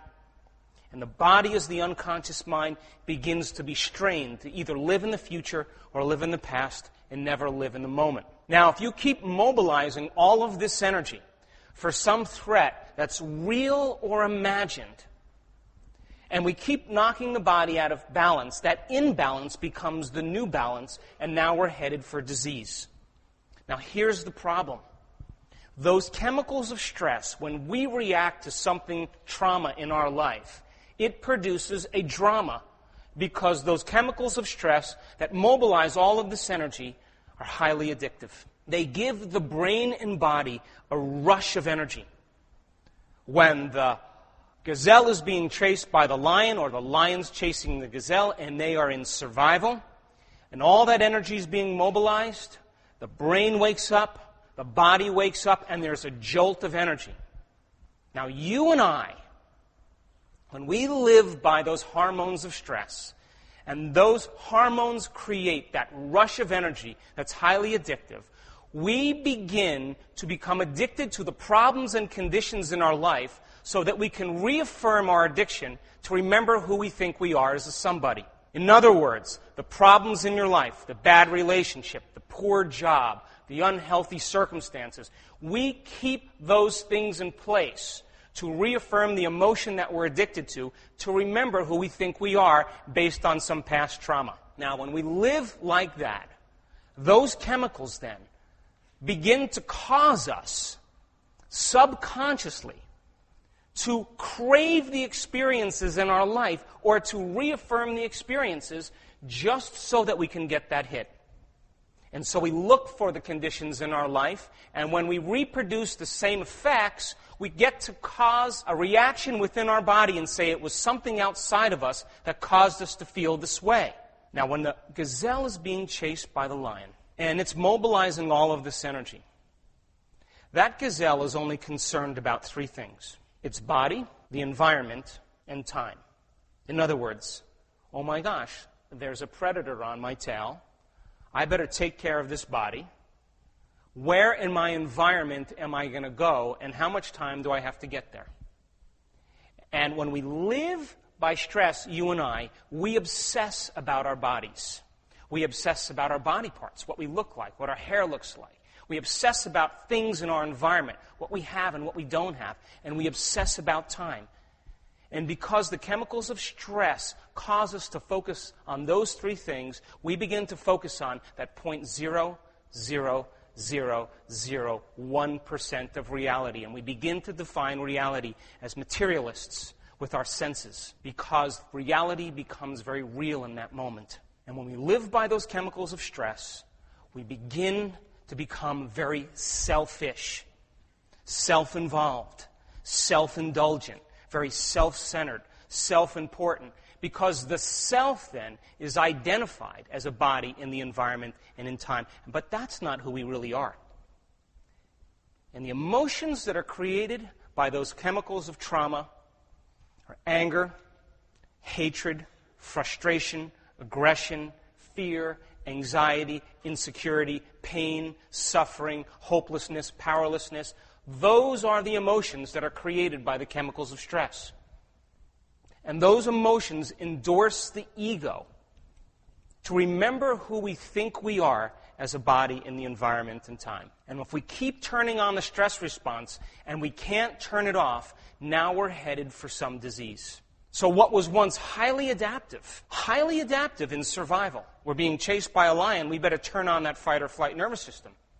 But when you're going to the same conditions in your life, and you're seeing the same coworker, or the same relationship, or the same place that produces the same experience, now all of a sudden becomes highly maladaptive. And all of this energy that's being mobilized because of our perception of the way we think things are causes no energy for growth and repair in the body. And so the systems begin to break down. What happens if you keep turning on the fight or flight nervous system and all the blood's going to your extremities and away from your internal organs? What happens to your digestion if you keep that response running? You have some type of digestive disturbance. If you keep turning on the fight or flight nervous system and your heart is racing because your body, as the unconscious mind, thinks it's being chased by a lion, and you keep racing your heart, you will condition your heart to race on its own, whether it's high blood pressure, tachycardia, arrhythmia. If you keep turning on the fight or flight nervous system by thought alone, thinking about some future event or some past memory, that in time you'll put all of that energy into your muscles, that adrenaline. But you don't fight or you don't run.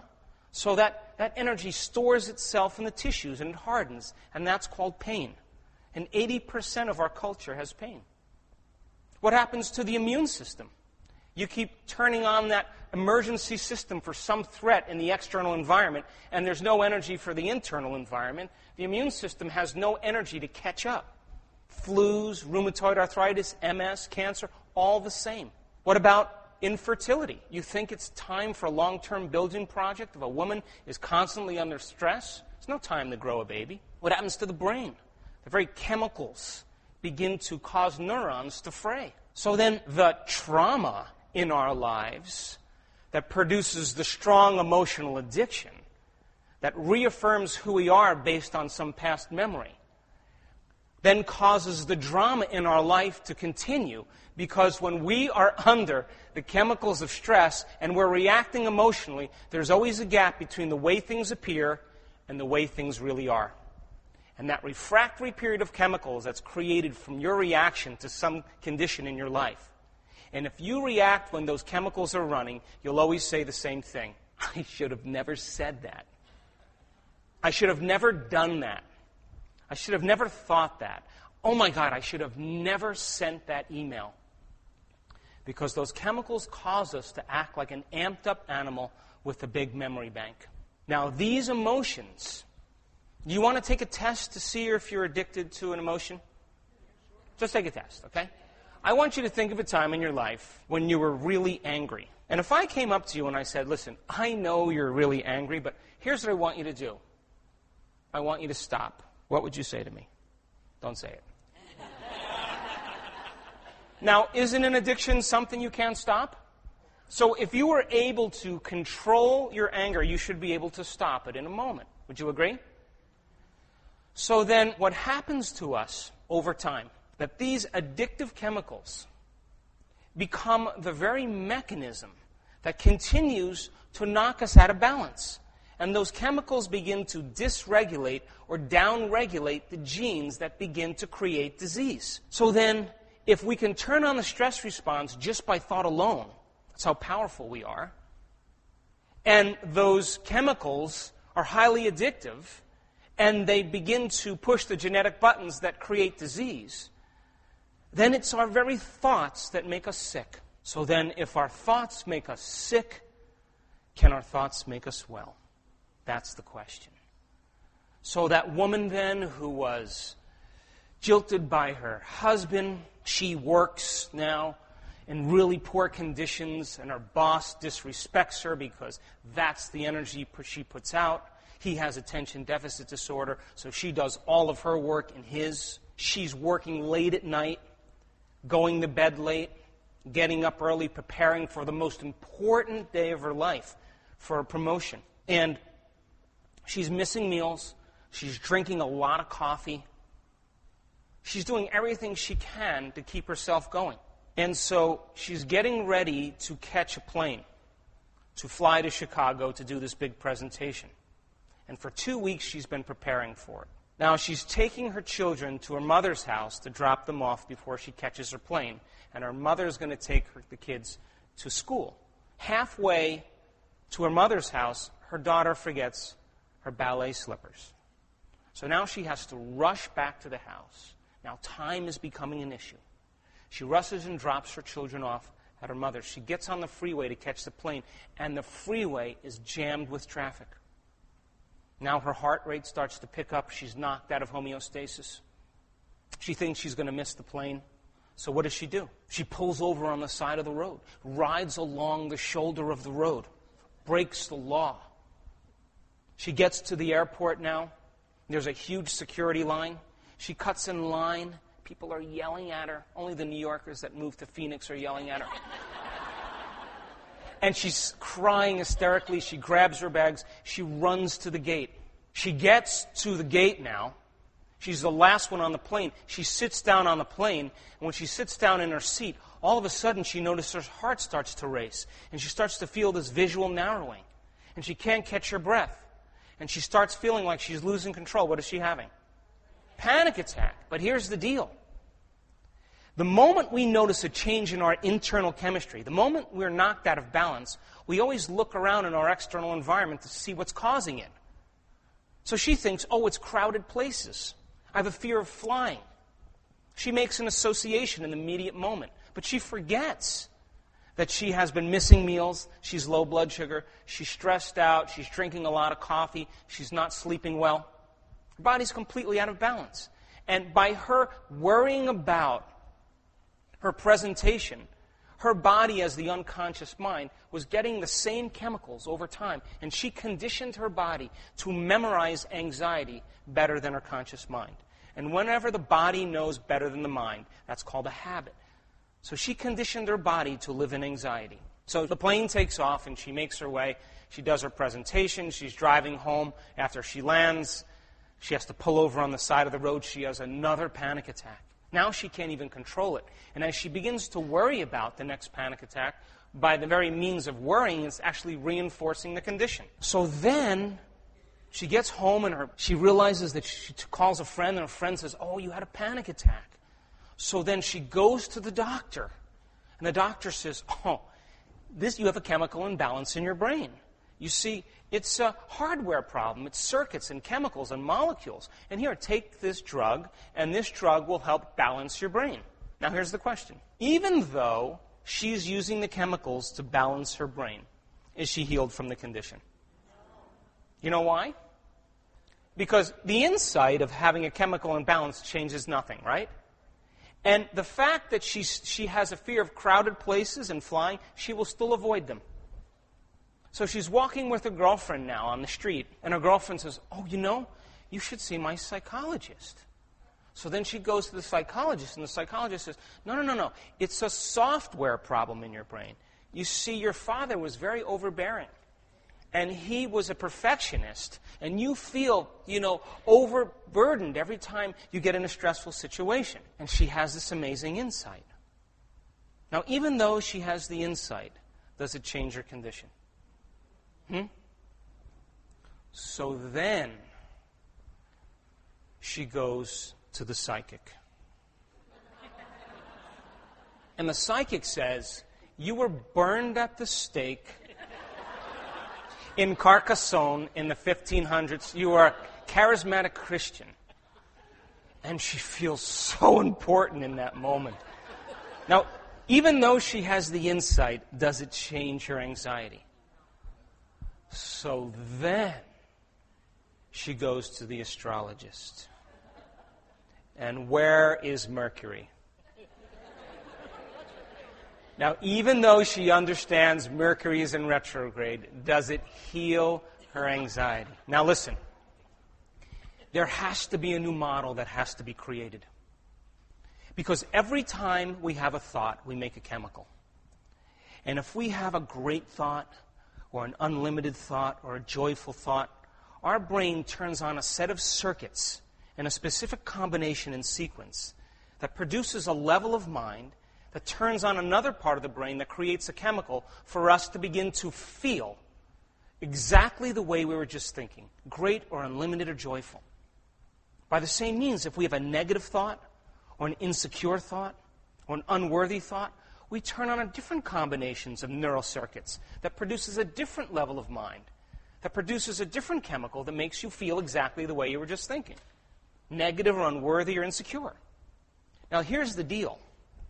The moment we begin to feel the way we think, because the brain is in constant communication with the body, we begin to think the way we feel, which makes more chemicals for us to feel the way we think and think the way we feel and feel the way we think. And the cycle of thinking and feeling over time creates what I call a state of being. And if we can't think greater than how we feel, or feelings become the means of thinking, we'll never change. To change is to think greater than how we feel. Now, the redundancy of this cycle of thinking and feeling and thinking conditions the body to memorize that emotion better than the conscious mind. Now, 95% of who we are by the time we're 35 years old sits in a subconscious memory system, a set of memorized behaviors and emotional reactions that run like automatic programs behind the scenes of our awareness.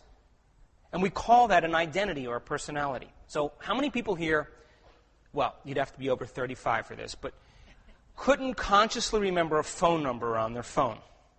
But you walked over to the receiver and you picked the phone up and you went like that. Well, what's up with that? You can't consciously remember it, but you practiced it so many times, you experienced the same event enough times that your body knew better than your mind.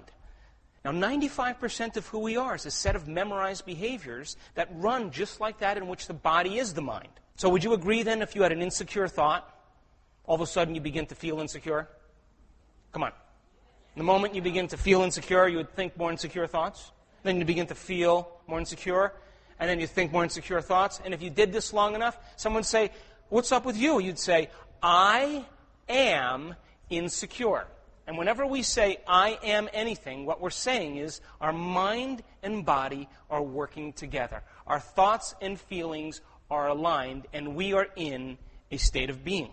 So then all of a sudden, we have this insight. Oh my God, I can't live like a victim any longer. Today I'm going to stop. No more complaining. No more blaming.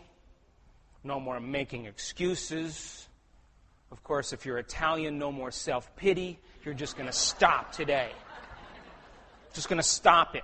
Now remember, you've been doing this for 20 years because you had some experience that branded you emotionally, and it turned into a mood, and into a temperament, and ultimately into a personality trait. And your personality is based on the past.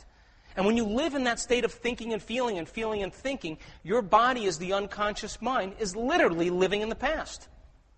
And you can't go to a new future holding on to that emotion of the past. So you have this insight, and you say, that's it. I'm not going to think the thoughts of a victim. I'm not going to behave and complain and make excuses. I'm not going to feel this way. I'm just going to become somebody else. It all starts out really good for about 2 hours. But remember now, the body's the mind. The servant has become the master. Because we've conditioned it that way. And all of a sudden, you're breaking this chemical continuity, and the body kind of goes like this. Hey, what's going on up there?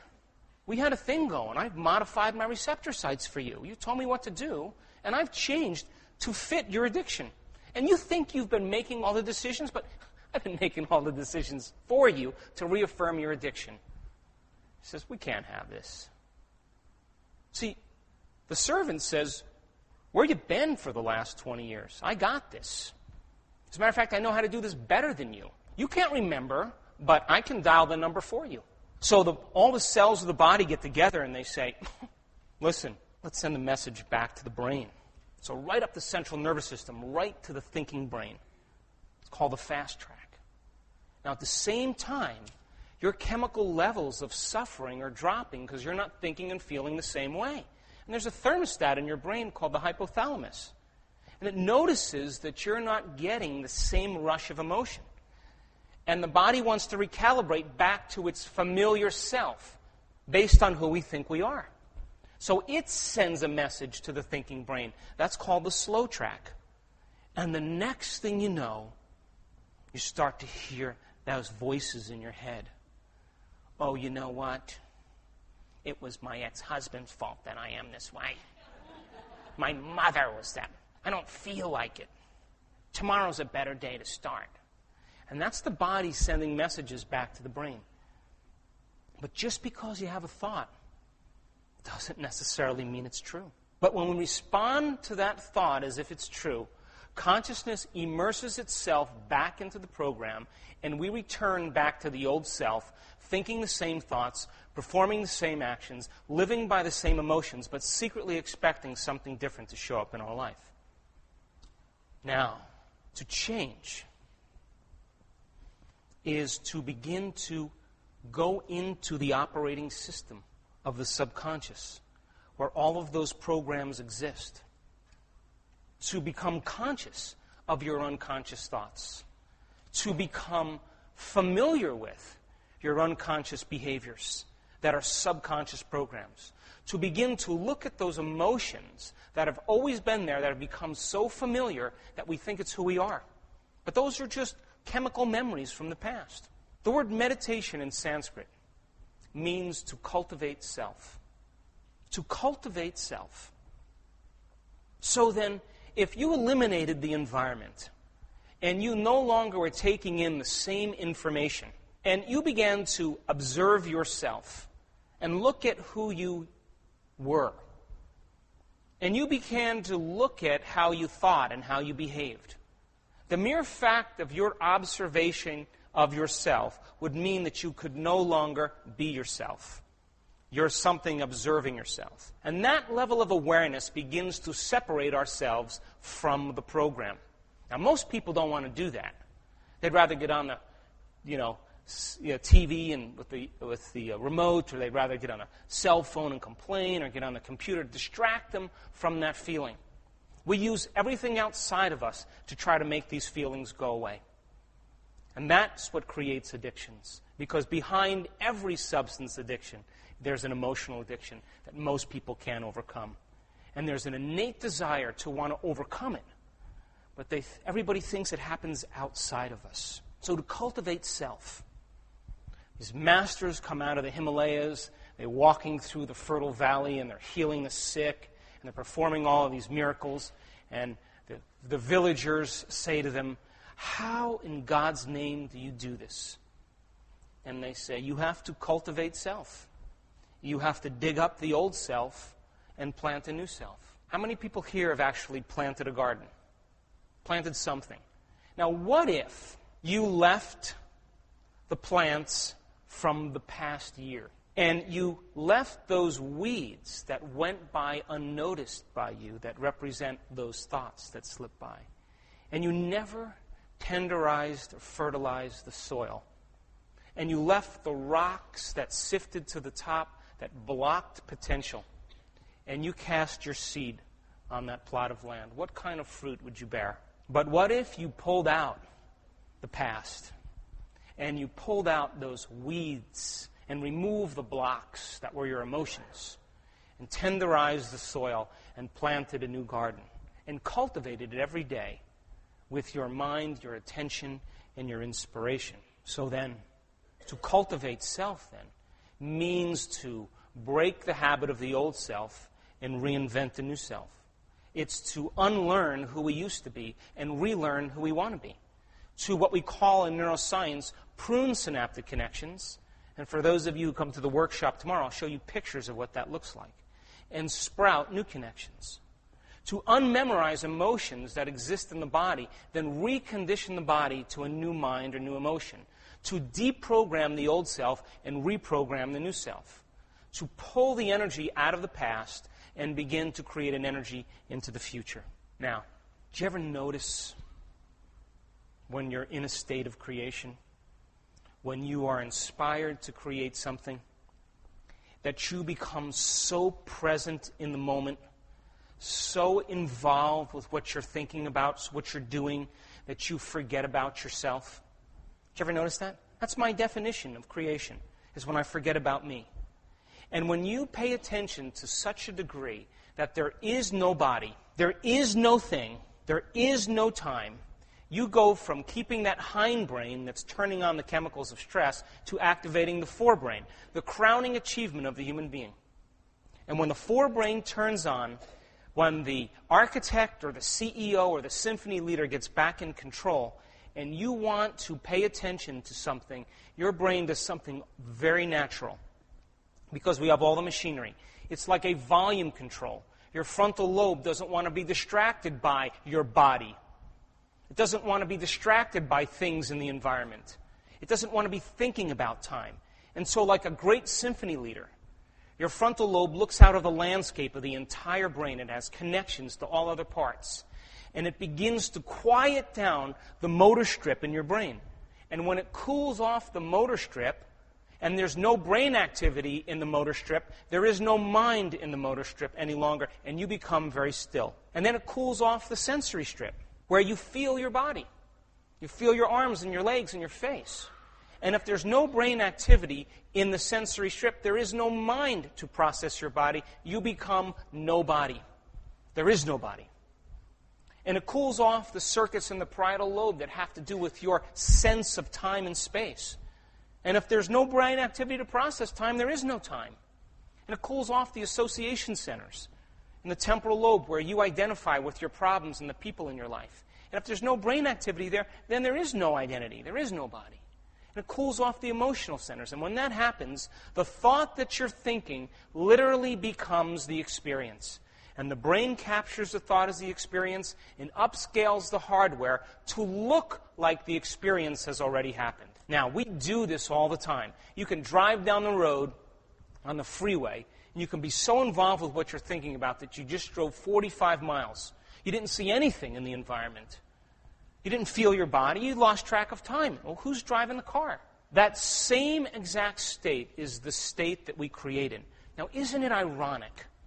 Think about this. In order to change something in your environment, i.e. your life, to change something in your body, or to change some potential line of time, that in order for you to have an effect on that, you have to become nobody. You have to become no thing. You have to become no time. You see, you can't walk through the door into the quantum field as a somebody. You've got to walk through as a nobody. You have to enter as pure consciousness, because that's what this field is. And laying down the ego and becoming selfless, to forget about your body, to become nobody, is the art. And when we begin to practice this enough times, we begin to implant information into the field. And when you become nobody who's no longer thinking and feeling and thinking in the same cycle, the identity's gone, and you're no longer turning on these survival centers, these hormones in your body, and you're not that person anymore, guess what happens? That energy from there moves somewhere, and guess where it moves? It moves right to your heart. And you begin to fall in love with the moment. And when that happens, now this is not metaphysical, this is physiological. I've studied it. There's research being done right now that when you begin to create and you begin to take your attention off your body, your environment, or time, energy moves right to your heart and you start to feel expanded. And the moment that happens, the body is freed from the chains of those addictions. And the side effect of true creation is joy, because the body is no longer attached to the past or living in the future. It is now in the present moment. And the brain upscales its hardware to reflect it, and the body gets a new emotional signal. And when that happens, we recondition the body to a new mind. And you open your eyes, and you're different than when you sat down. You see, I tell my children when they all work on something in their life, I always tell them when they finish their meditation, you cannot get up as the same person who sat down. If you get up as the same person who sat down, nothing's happened.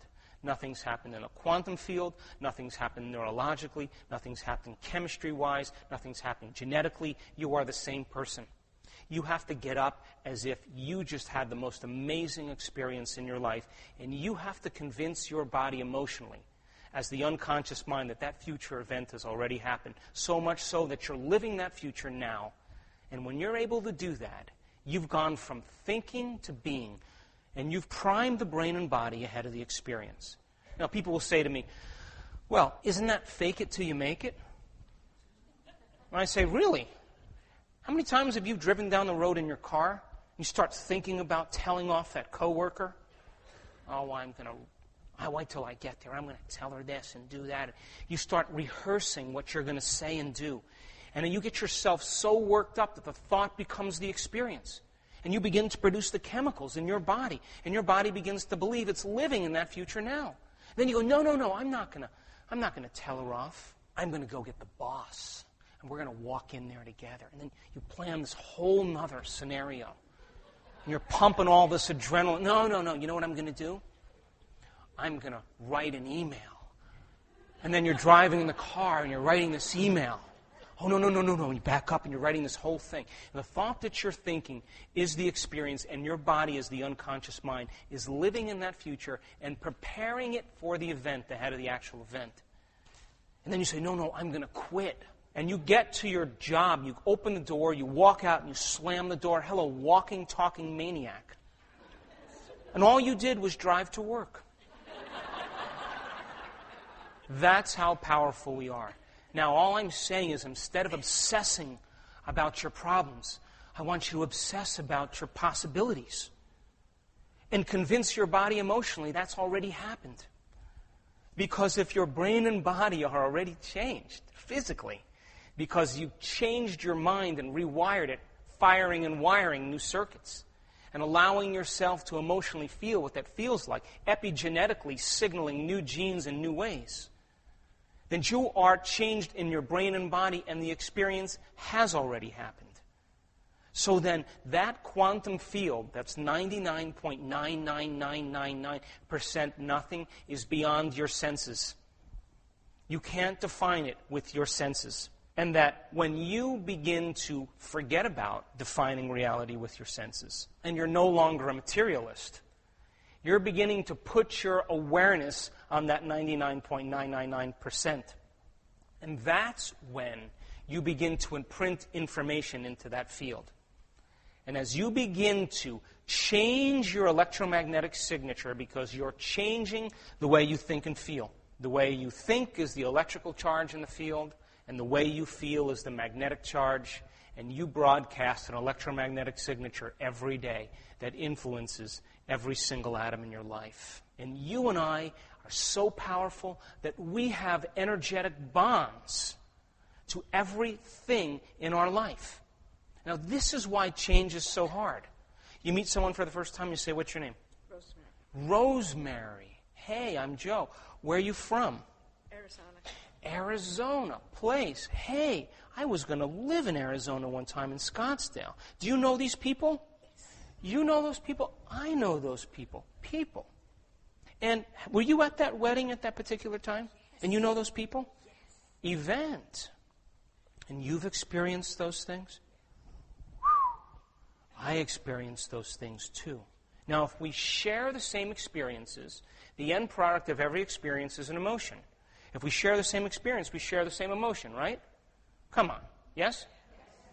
Yeah, if we share the same experience, we share the same emotion. If we share the same emotion, we share the same energy. Now, just like a sodium ion and a chloride ion, or two oxygen molecules, we're bound by energy beyond space and time. And as long as you don't change, everything's going to go really well. So think about this. If everything is energy, and your emotions are energy in motion, then if you live by the same emotion every single day, would you agree that your energy is the same every day? Come on. It's the same exact energy. It's frozen as the day before. And tell me where possibility is. 0, because the emotion that's familiar is blocking the unknown. The unknown doesn't have an emotion yet, because there's no experience to connect with it. Am I reaching you? So then everything that you've interacted with in your external environment and produced an experience, you've smeared your energy over. Now, this is why it's so hard to change. Because you are bound to people and things and places in your environment in a field of energy beyond space and time. And as long as you live by the same emotion every day that you're addicted to, and you don't overcome that emotion, you're connected to the present reality that we call your life. Start to unmemorize the emotion, and the body goes into chaos because it no longer can predict the future moment based on the past. You're in the unknown now. This is where most people return back to the familiar and they say, I almost lost my mind there. So then, stepping out into the unknown to begin to break the addiction of what emotion that you've memorized that's become part of your identity. Listen, we are karma. What is karma? We're not punished for our sins. We're punished by our sins. There's no white guy on a cloud up there taking notes with a beard, making sure that you're being good. It's not how God works. It is self-reflexive. So then if you're living by the same emotion that's driving your thoughts, and an emotion is a record of the past, and your cells need information to evolve, and information from the environment through new experiences comes from emotions, and you're living by the same emotion, the cells aren't getting any new information. So people say, well, how did I develop this cancer? I don't have a bad attitude. That's exactly right. But you know what? The cells didn't get any new information. The cells stayed the same. And that's what began to push the genetic button. So then if the emotion stays the same, then the gene stays the same. Would you agree?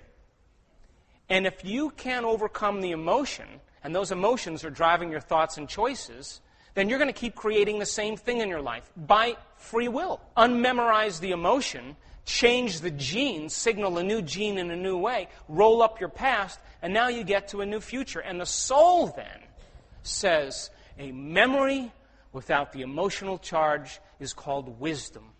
And that's the name of the game here. So then karma then is living in the same state of mind and being connected to past experiences.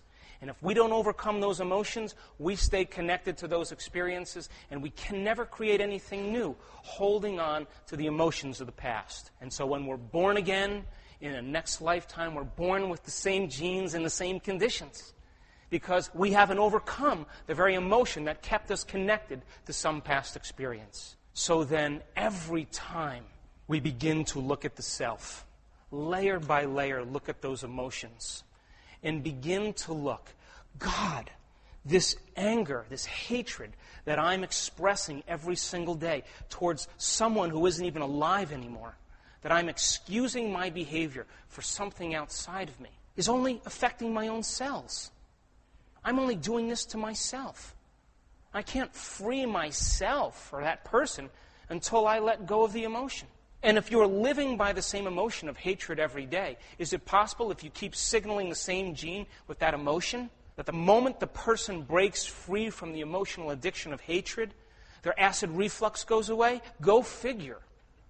Because the body is no longer strained emotionally. It's new information, and new genes turn on in a matter of moments. So then, most people do then is they try to make that emotion go away by using drugs or alcohol, or creating a new identity in some way. But until we look down at that emotion and we begin to overcome the addiction, when the body is free from the emotional addiction and it's no longer living by that chaos, the body's liberated.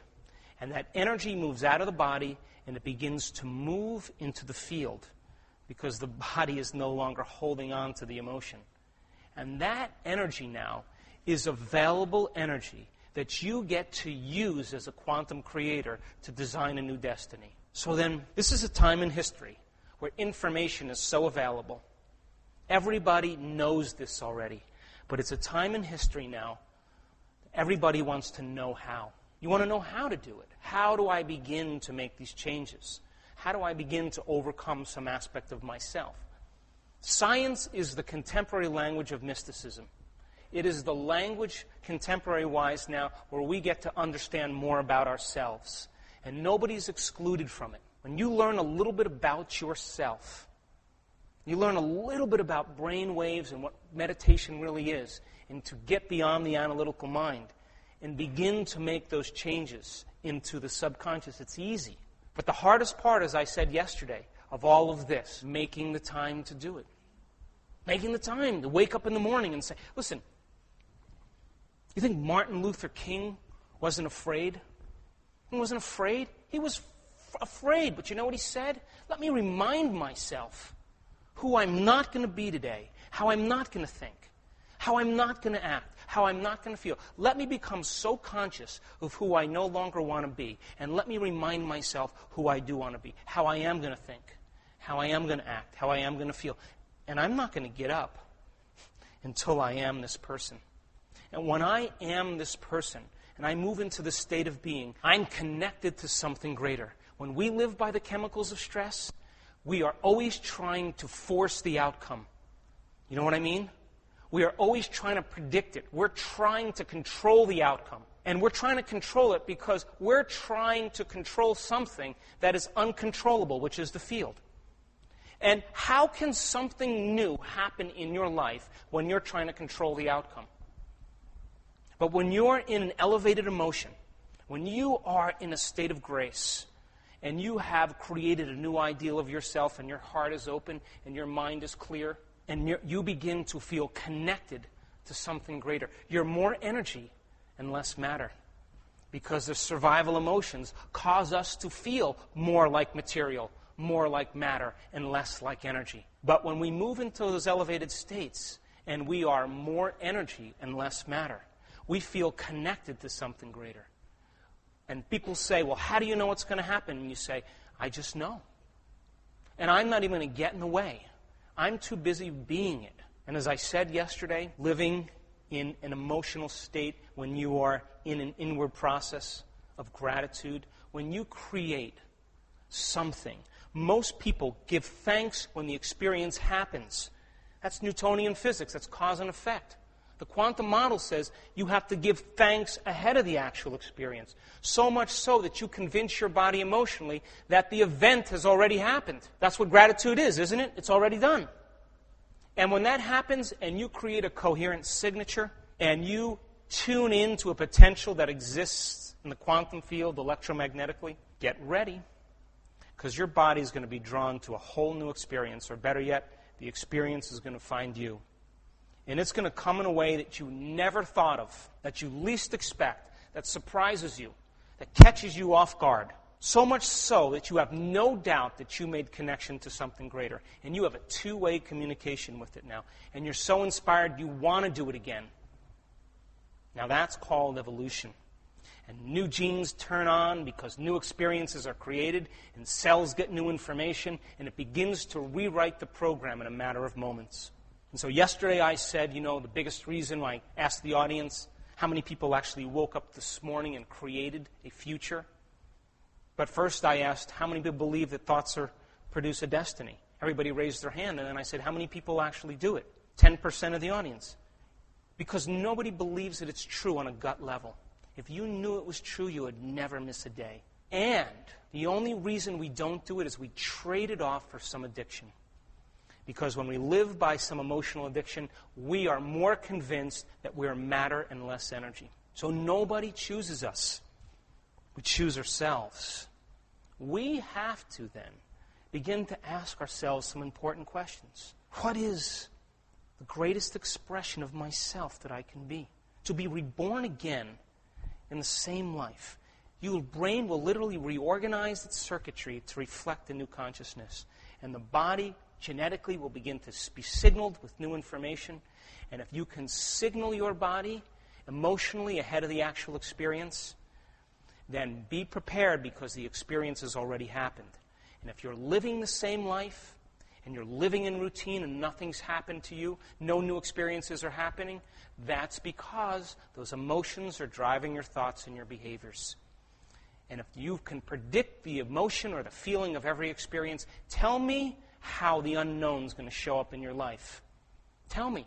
Because that feeling is a record of the familiar. We have to then understand that the inward journey is about making thought more real than anything else, to such a degree that the thought that we're thinking becomes the experience, and the experience produces an emotion.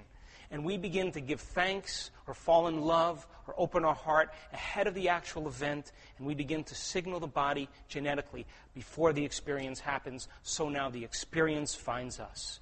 And when it finally shows up, it's way better than we ever imagined. And it catches us off guard to such a degree that we are humbled and empowered in the same moment. And nobody is so special. No one is so special to be excluded from this.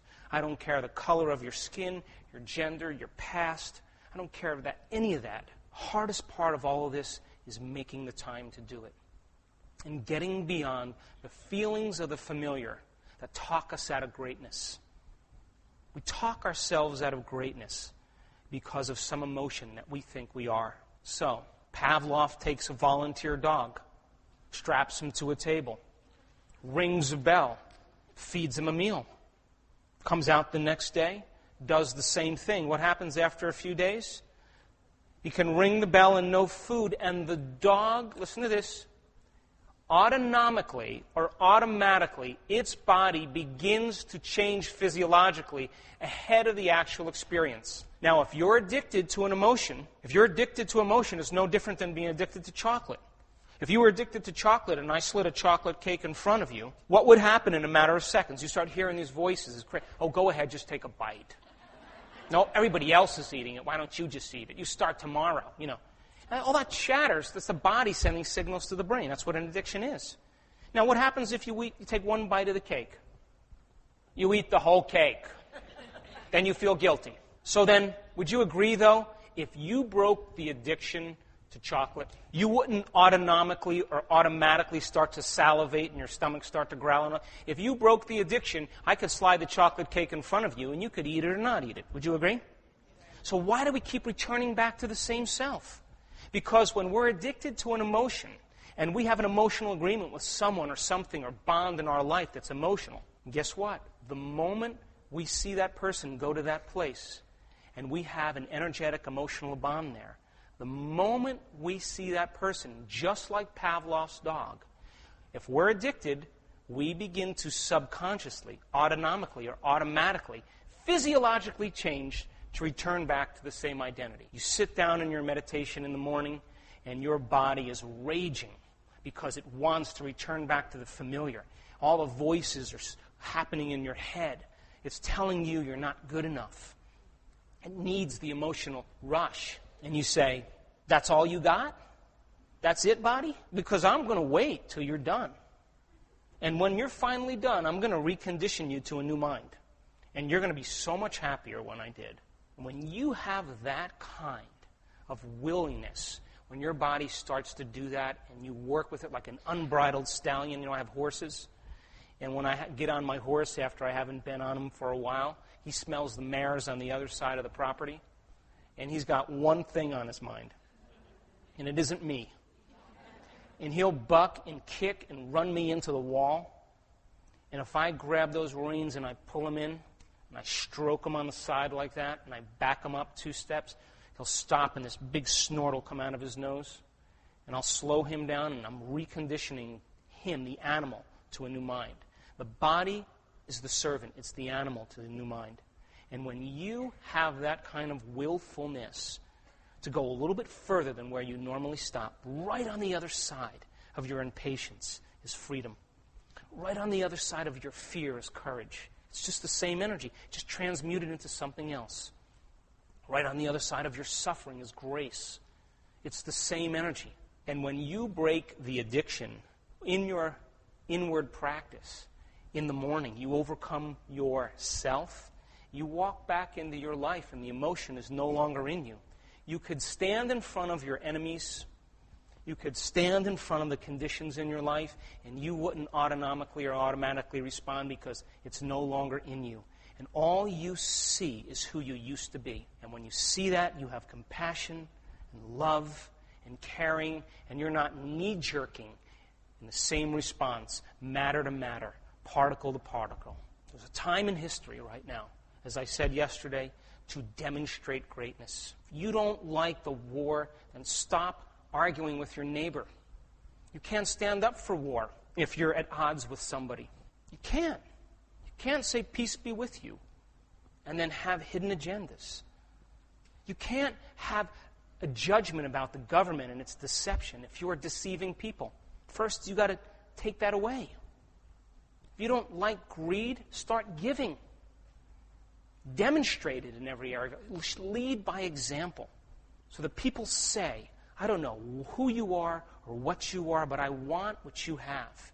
And when you change your energy because you change your emotions, you change your life. And so what if you woke up in the morning every day and instead of getting up and remembering yourself as the same person, slipping out of your into your slippers, shutting the alarm clock off, walking to the mirror, remembering who you are, to define who we think we are? What if you said, I'm going to become somebody else today? I'm going to have a new story. But here's the deal. I'm not going to get up until I am it. And I don't care how long it takes, but if I could overcome some aspect of myself today, who would benefit from that? First, myself. Then my family. Then my community. The people I work with. We have lived by these limited emotions for too long. For generations. And we have been pushing the same genetic buttons that create the same genetic conditions in our life. And our karma then is written in our genes. And when we overcome the emotion, we overcome the gene, and the body begins to change, and we make our way towards wisdom. And as those circuits in the brain are pruned away, and the genes are no longer signaled emotionally, and the body reorganizes itself to a new mind, all of that information is now stored in the soul. And the soul then only wants one thing: new experiences, new opportunities, new knowledge, new adventure.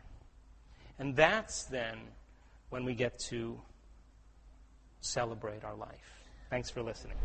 How many people here actually believe in the concept that their thoughts, the way they think, their intentions, have something to do with their future or something to do with their destiny? How many people accept that idea? So you accept the idea that you're creating reality, yes? That you're reality-producing machines. So how many people here then actually woke up this morning before they opened their eyes or after, they've got up and took care of business, before they actually began their day, they actually sat down and created a future? How many people actually did that this morning? Now wait a second.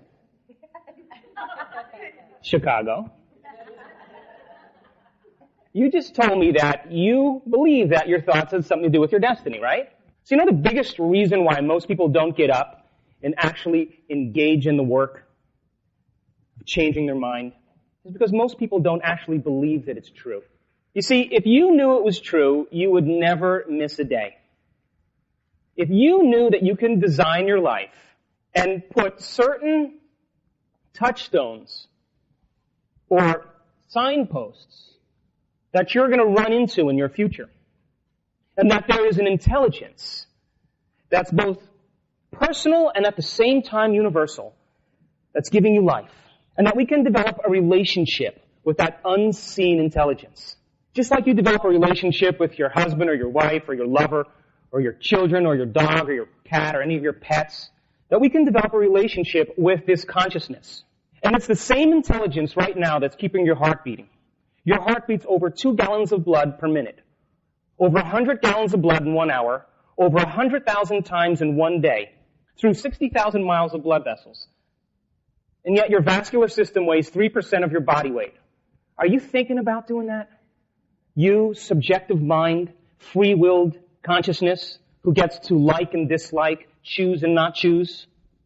Or is there a consciousness that's objective, that is indigenous to every human being, independent of their color or their gender, independent of their social status or their education, their culture, independent of all the things that separate us? There is a consciousness that's giving life to human beings, and nobody is so special to be excluded from that mind. And it's that same intelligence that's keeping your heart beating, that's keeping the planets rotating around the sun, and causing supernovas to be born in distant galaxies, and forcing a lily to bloom. That same invisible intelligence is both personal and at the same time universal. And when we begin to interact with this consciousness, remember, consciousness is awareness. And awareness is noticing. And this consciousness is aware of you. And you are actually an extension of it. And so most people, when they wake up in the morning, they get out of bed, they shut the alarm clock off with the same finger and the same hand, put their slippers on, walk to the bathroom, use the toilet the same way, look at themselves in the mirror to remember who they are, brush their teeth, take their shower, wash themselves with the same shampoo, with the same motions, go in the closet, put on the same clothes, and groom themselves in the exact same way so people can remember who they are, go to work the same way, see the same people who push the same emotional buttons, come home, eat the same food, hurry up so you can finish eating, so you can hurry up and watch TV, so you can hurry up and go to sleep, so you can hurry up and wake up, so you can hurry up and start your day the next day. Now let me ask you a question. Has the brain changed at all? We would say that you would be thinking the same thoughts, performing the same actions, and feeling the same feelings. Would you agree? And because we did those exact same things in memorized ways, the brain and the mind never changed. So people silently think the same thoughts and perform their routine actions and behaviors and expect their life to change. Isn't that insanity? So what if you woke up in the morning and you asked yourself this question: what is a greater ideal of myself that I can be today? How would a great person think? How would a great person live their life? Who would they forgive? What do I have to change about myself in order to be this ideal? Who in history do I admire that I want to be like? And what if you said, I'm not getting up until I am that person? What if you said that? So, the neuroscientific model tells us that we can change our brains just by thinking differently. That we can literally change the brain to look like the experience has already happened ahead of the actual experience. We can put the hardware in place just by making the brain fire in new sequences, in new patterns, and new combinations. And whenever we make the brain work differently, we just changed our mind. Mind is the brain in action. Mind is the brain at work. And so if we keep thinking the same thoughts and performing the same actions, we would say the brain would fire in the exact same way every day. And the principle in neuroscience says nerve cells that fire together wire together, which means if you keep doing the same thing and firing the same thoughts over and over again, the repetition and the redundancy of that action causes gangs of neurons to develop long-term relationships. And if we do that for 20 or 30 years, the repetition of that causes those circuits to become more hardwired. And we literally form a box in our brain. Not a literal box, but a very specific signature, a very specific sequence and pattern that relates to your personality. Because we fired and wired the same thoughts, the same behaviors, and the same feelings for 20 or 30 years. To think outside the box, then, is to force the brain to fire in new sequences and new patterns and new combinations. And that concept is called neuroplasticity. And the brain has the ability to change throughout our entire life.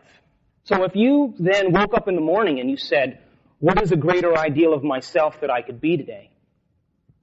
And you made the decision to bypass the thoughts that said, you're too tired, lay down. You got too much to do today. Your back hurts. You got to wash your hair. You're busy today. All those things that the privilege of being a human being is that we can observe our own thoughts. We can observe our own actions, and we can observe our own feelings. And the reason that we can do that is so that we can modify our behavior in one lifetime to do a better job. And because we can do that, we have the ability to change. Now, what does it mean to change?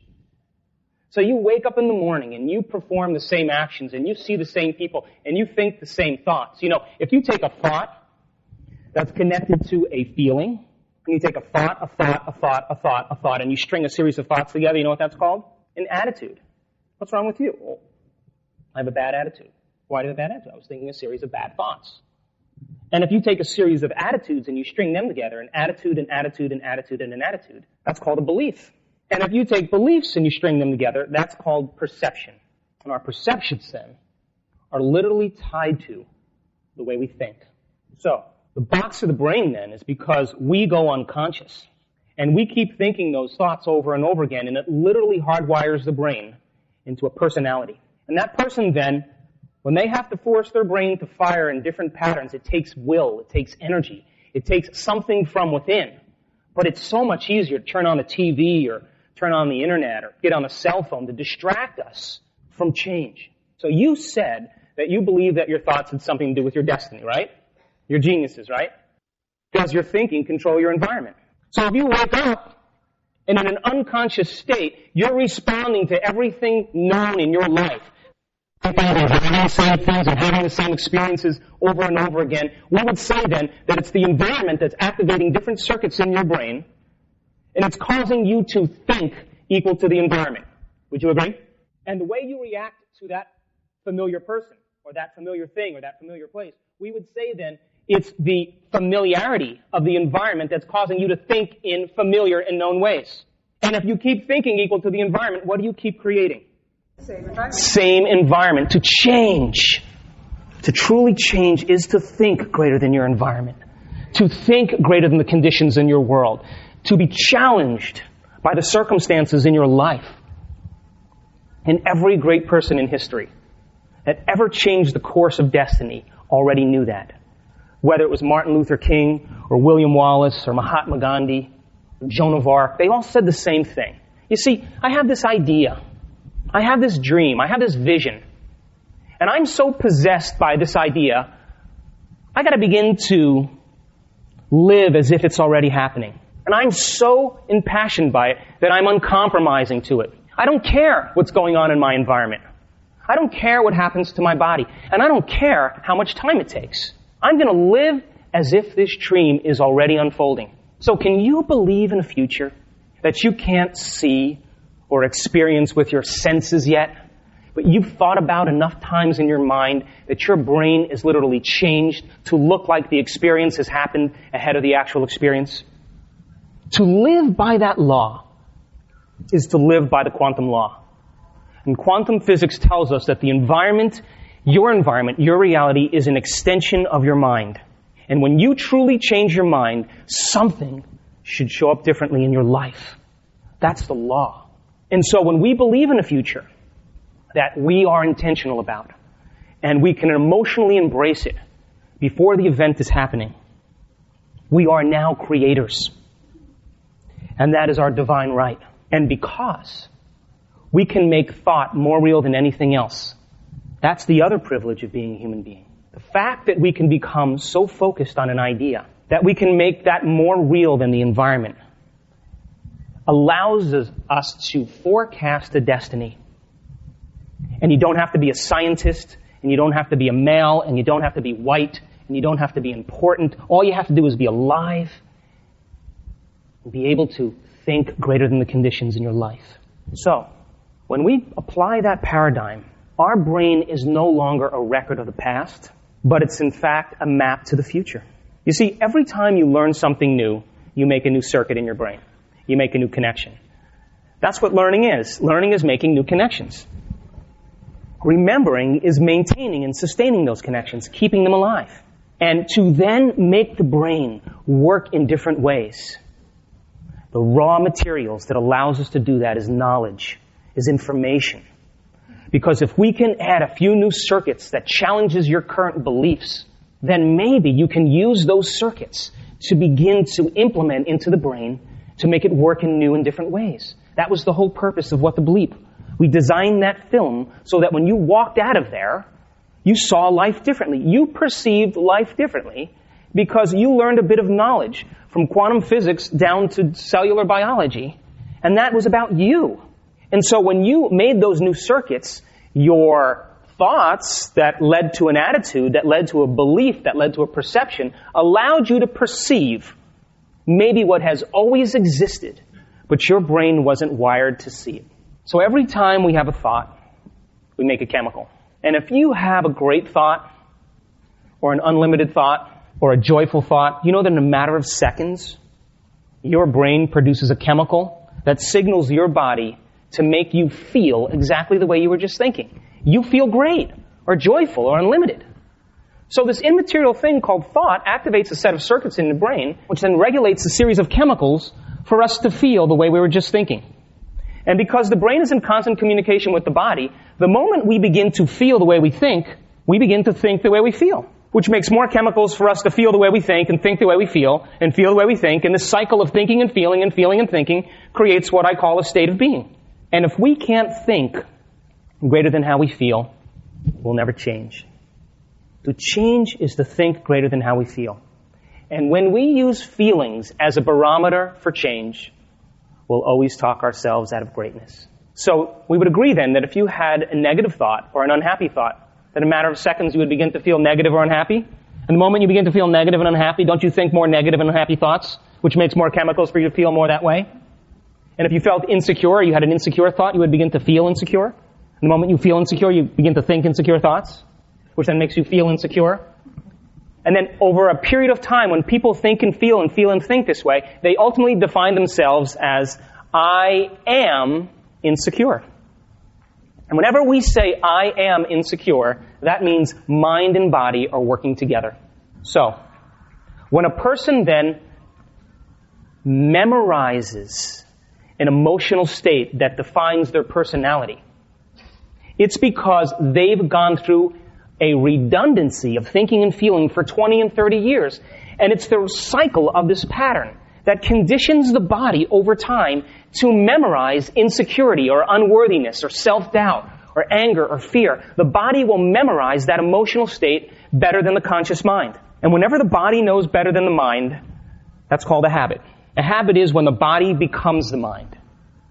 So by the time we're 35 years old, geniuses, 35 years old, by the time we're 35 years old, we've memorized a set of automatic programs, behaviors, and emotional reactions that literally defined who we are as an identity.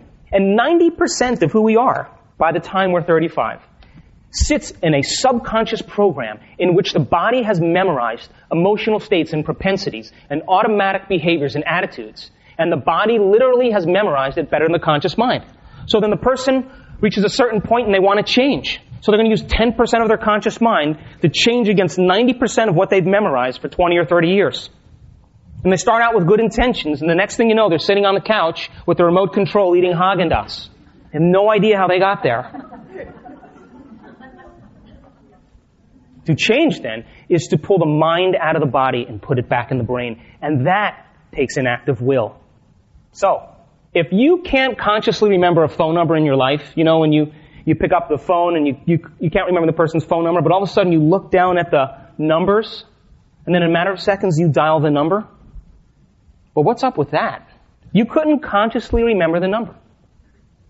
But you've done it and practiced it so many times that your body knows better than your brain. Now, 90% of who you are exists in that subconscious program. That's memorized.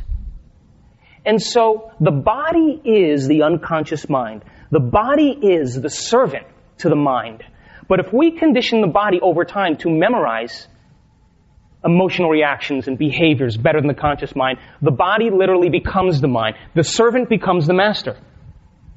So all of a sudden, the master wants to get back on the throne, and what does the body say? Buddy, where you been for the last 20 years? I got this all under control. I don't need you. As a matter of fact, you think you're running the show? But I'm actually running the show, and I'm running you. And any time we try to change, listen, when we try to change, we're going to stop thinking the same way. Would you agree? Stop acting the same way.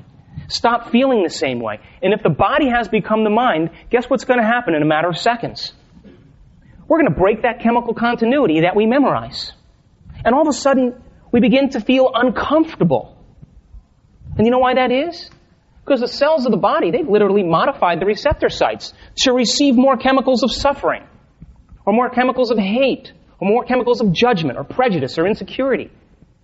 The body literally has changed. The servant has acclimated to the mind, and it's memorized it better than the mind. All of a sudden, the person says, listen, I've suffered long enough. Today, no more complaining, no more blaming, no more making excuses, no more suffering, and if you're Italian, no more self-pity. I'm going to stop all of that today. And guess what? Person starts off really good. 2 hours goes by, and all of a sudden, all the cells of the body go like this. Now, what is she doing up there? As a matter of fact, all the cells get together and they say, we can't have this.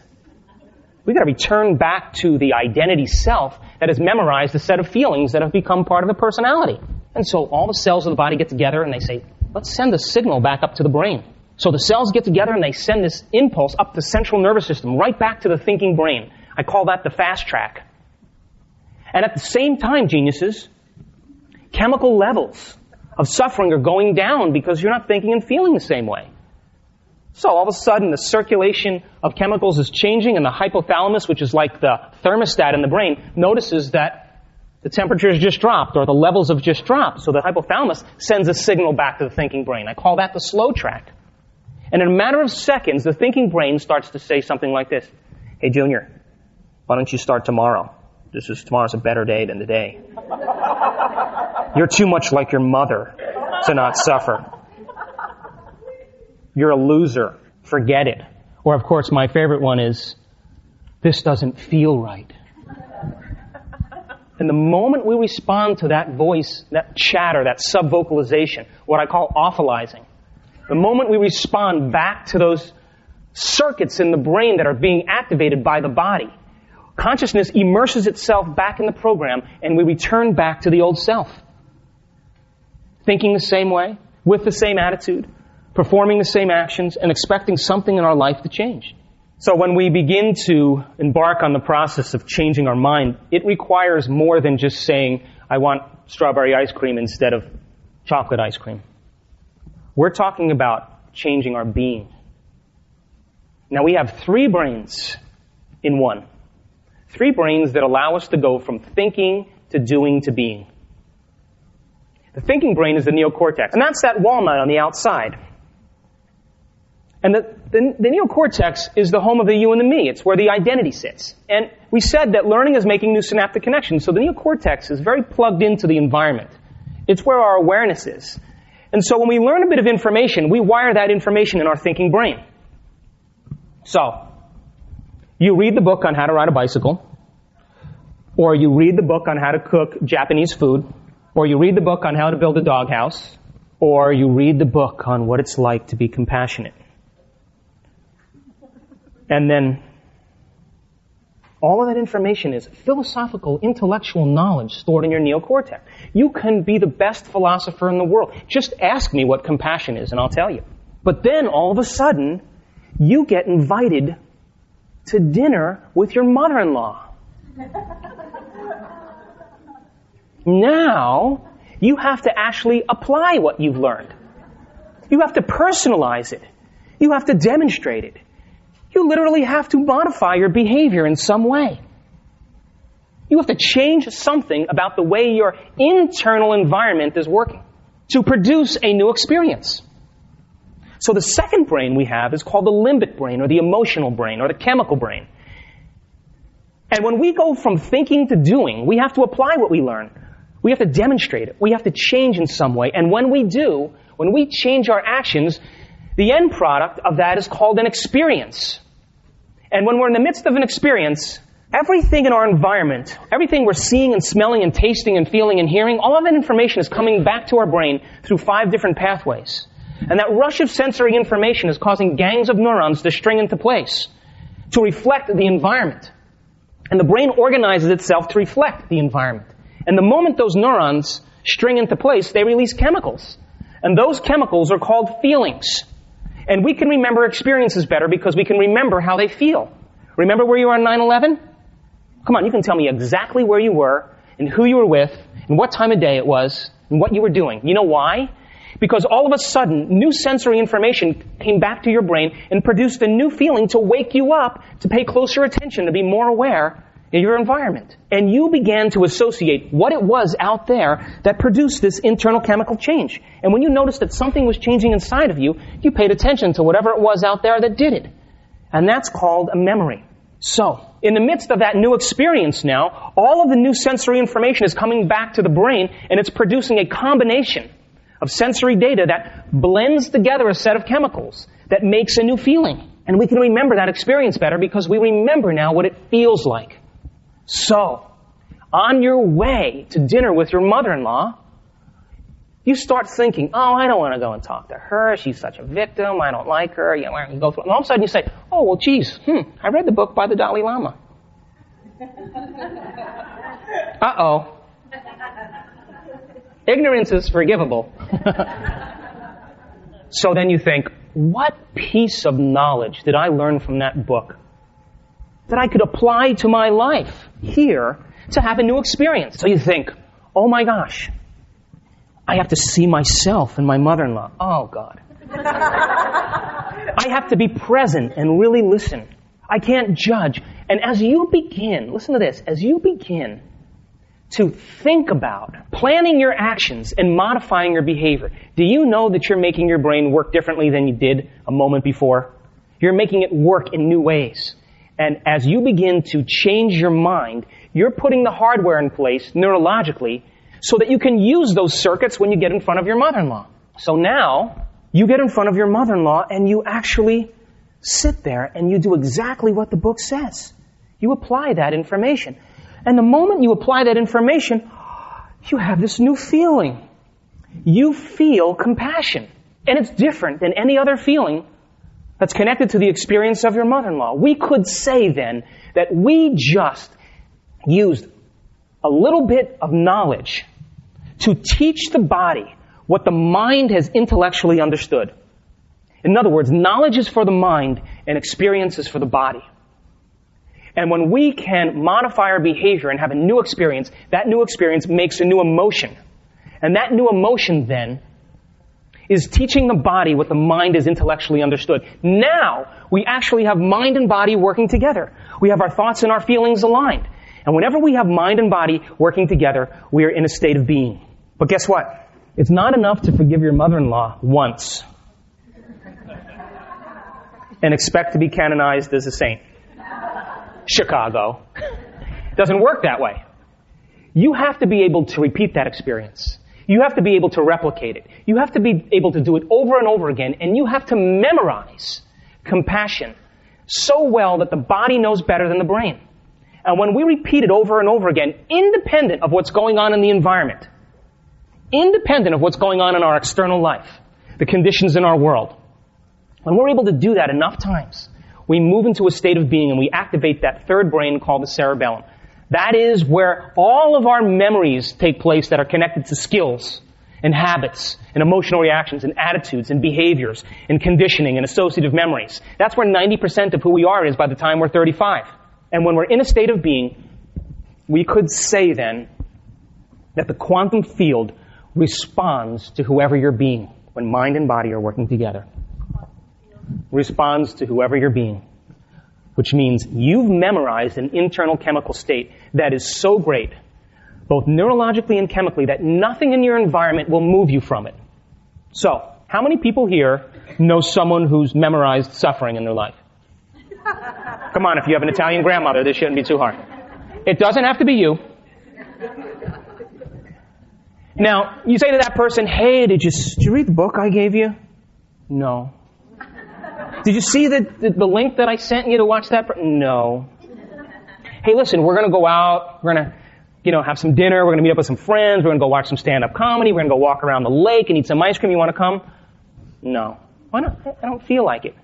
Would you agree that what they're saying is that I'm memorizing suffering and victimization so well that no person, no thing, no experience, no place in my life can move me from the state of suffering? That is my definition of a master. someone who memorizes an internal state? Well, we have those three same brains that allow us to go from thinking to doing to being. And in that state of being, literally, we can memorize elevated emotions, elevated states of mind that mystics and poets have talked about. We can condition the body into a state of being. And then, when you're in a state of being, and you've sat down in the morning, and you remembered yourself as a greater ideal, and you began to think differently, make the brain work in new ways, and then you said, I'm not getting up until I feel like this person. The moment you began to feel that way, we could say then, you were reconditioning your body to a new mind. And when you got up, and your mind and body were working together that day, and you were able to maintain that modified state the entire day, something should show up differently in your life. Shouldn't it? That's the quantum law. So my Italian grandmother, I used to sneak upstairs and watch her say the rosaries. Well, she had her conscious mind praying, beating her heart, having a seizure, whatever she was doing. Thinking one way, asking for her prayers to be answered, but feeling guilty. Mind and body in opposition. And if body has become the mind, the servant has become the master, and she's in a state of being guilty, then all the conscious mind would have no control over that subconscious program. How about positive thinking? The person's going to think positively one day, but they've memorized negativity for the last 30 years. Thinking positively, but the program is running of negativity. Deciding you're going to be wealthy, intentionally thinking that way. But you've memorized poverty. And if the body has memorized poverty better than the conscious mind, and you're in a state of being poor, then all the thinking, wealth, and all that will have no effect. And when that program runs automatically, it's just like a computer program that loses control. You can walk up to the computer screen and yell at the computer all you want. That's like using your conscious mind to change it. The program's running. To change, then, is to get into the operating system, to get into the subconscious, and begin to think independent of the environment, to eliminate the world, and no longer allow the environment to activate circuits in our brain. Remember, the neuroscience tells that the brain is organized to reflect everything we know in our life. All the people we know, all the things we've done, all the places we've been. The brain is a reflection of the environment, your environment. But can we begin to change the brain ahead of the experience? So there was a experiment done a little ways back in the United States where they took a group of people that never played the piano before. And they asked them to learn one-handed finger exercises, scales and chords. And they practiced these scales and chords for 2 hours a day for 5 days. And I did a functional brain scan to see if they activated any new circuits or grew any new circuits. And at the end of 5 days, when they rescanned their brain, the people who actually showed up and played the one-handed finger exercises grew a whole new set of circuits in the motor cortex or in the opposite side of their brain. So you learn something new. We said that's making new connections. You get some instruction, which means you're going to teach your body how to do it. You pay attention to what you're doing, and you repeat it, and you grow new circuits in your brain. Which means if you don't learn anything new, and you don't do anything differently, and you don't pay attention consciously, and you don't repeat it, nothing changes in your brain. Yes?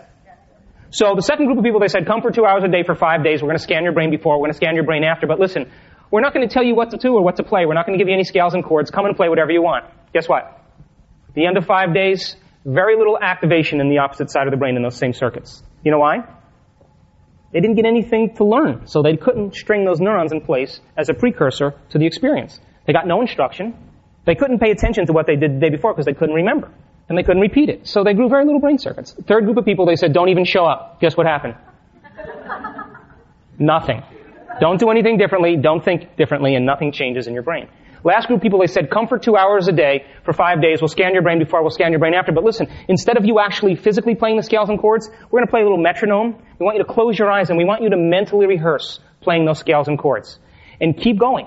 And we'll nudge you with the broomstick. The end of 5 days, guess what? They grew the same amount of circuits as the people who were physically demonstrating the scales and chords. We could say that the brain looked like it had the experience of playing the piano ahead of the experience. Would you agree? We could say that if we looked at two different brains of someone who played the piano and someone who rehearsed mentally, they would look exactly the same. We could say that the hardware was in place for the people who mentally rehearsed to look like they already played. Would you agree? So you may say to me, well, that's really great, Joe, but, that didn't change the body. And then I would say to you, well, what do you mentally rehearse all day long, i.e. think about, and what do you physically demonstrate all day long, how you behave? Because how we think and act is who we are on a neurological level. So they did another experiment where they took a group of people and they had them pull a spring for an hour a day for 4 weeks. These were college sophomores, probably. I used to volunteer for those exercises. It was $20 a day when I was in college. And at the end of 4 weeks, these people had a 30% increase in muscle strength. Well, that makes sense, right? Come on, you put a load on a muscle fibers tear down, right? Then they grow back, proteins grow back bigger to handle a bigger load. That's adaptation. It's normal physiology. Second group of people, an hour a day for 4 weeks. We want you to mentally rehearse pulling that spring. The end of 4 weeks, a 22% increase in muscle strength never touched the spring. Now the brain, the mind, and the body look like the experience has already happened. The body changed ahead of the experience of pulling the spring. In other words, the body looks like it's been pulling the spring for 4 weeks, but never touched the spring. Now, the quantum field is a reflection of consciousness. And if our brain and mind and body have changed to look like the experience has already happened, the experience finds you. Because mind and body are working together, and your body and brain have changed. And you are moving into a state of being. And that greater intelligence, that invisible force that's holding the atom together, that's making molecules, that's organizing systems, that's controlling gravity, that's affecting electromagnetism, will organize an event in your life in a way that's just right for you. And the event shows up as a result of what you did inside of you. And the moment then, something outside of you happens because of what you did inside of you. You begin to correlate what you did inside of you that produced that effect outside of you. And the moment you can make the connection with what you did internally to produce an effect externally, you've just become a quantum creator. And being able to make that connection is going from classical Newtonian physics, where we're at cause and effect, to going to the quantum world, which is causing an effect. So can you be so bold in your life to begin to embark on the idea of making some type of change and creating a destiny as a new ideal? And would you agree that that ability then could literally lead to a new outcome in your life? And that when you make that connection between what you did inside of you that produced that effect outside of you, who gets to be the recipient of that action? And that's called empowerment. But you know the second reason why people never actually do it? Just don't feel like it. Too tired. My back hurts. There's a spider in the room. I got in a fight with an employee 3 days ago. Listen, we said that the end product of every experience is an emotion, right? You can remember the experience better because you remember how it feels. So, if we have an emotional reaction to something in our life, you know, when we react emotionally with anger or hatred or fear or sadness or pain, there's a refractory period of chemicals that are created as a result of that emotional reaction. And if we allow that refractory period to go on and extend itself, we just went from having an emotional reaction. If it went on for hours or days, you know what that's called? That's called a mood. What's wrong with you? I'm in a mood. Really? Well, why are you in a mood? Well, you see, I had this thing happen 3 days ago and I'm memorizing the emotion. So in the West, emotions are so real, right? And then if you keep moods going for hours, days, and months on end, you know what that's called? A temperament. Well, what's wrong with him? Well, he just has an angry temperament. Well, why are you so angry? Well, see, this thing happened 9 months ago, and I'm just memorizing the emotion called anger. And if we keep temperaments going for years on end, that's called a personality trait. And our personality traits then are created from our emotional reactions. And in order to change our personality then, we have to begin to unmemorize the emotions that we have dictated to become who we are as an identity. Now, reason this with me. Feelings and emotions are the end product of experience. Yes? Geniuses? Yes? Yes. And we can remember experiences better because we can remember how they feel. You remember your first romance? Huh? New feeling, huh? You identified what was happening outside that produced that feeling inside of you. And it woke you up from the routine self to say, hey, that felt pretty good. Or you remember catching that fish off the coast of Mexico with your 3 best friends. You could tell me exactly where you were and who you were with. Problem is, you can't tell me what you had for lunch the day before, could you? Because routine lulls the brain to sleep. Now, if feelings and emotions are the end product of experience, and you're living by the same feeling or the same emotion every day, what does that mean? Nothing new is happening in your life. And if feelings and emotions are the end product of experience, and feelings become the means of thinking, or we can't think greater than how we feel, if our thoughts are driven by how we feel and what we've memorized emotionally, would you agree then that by living by emotion, are we thinking in the future or are we thinking in the past? We're literally thinking in the past.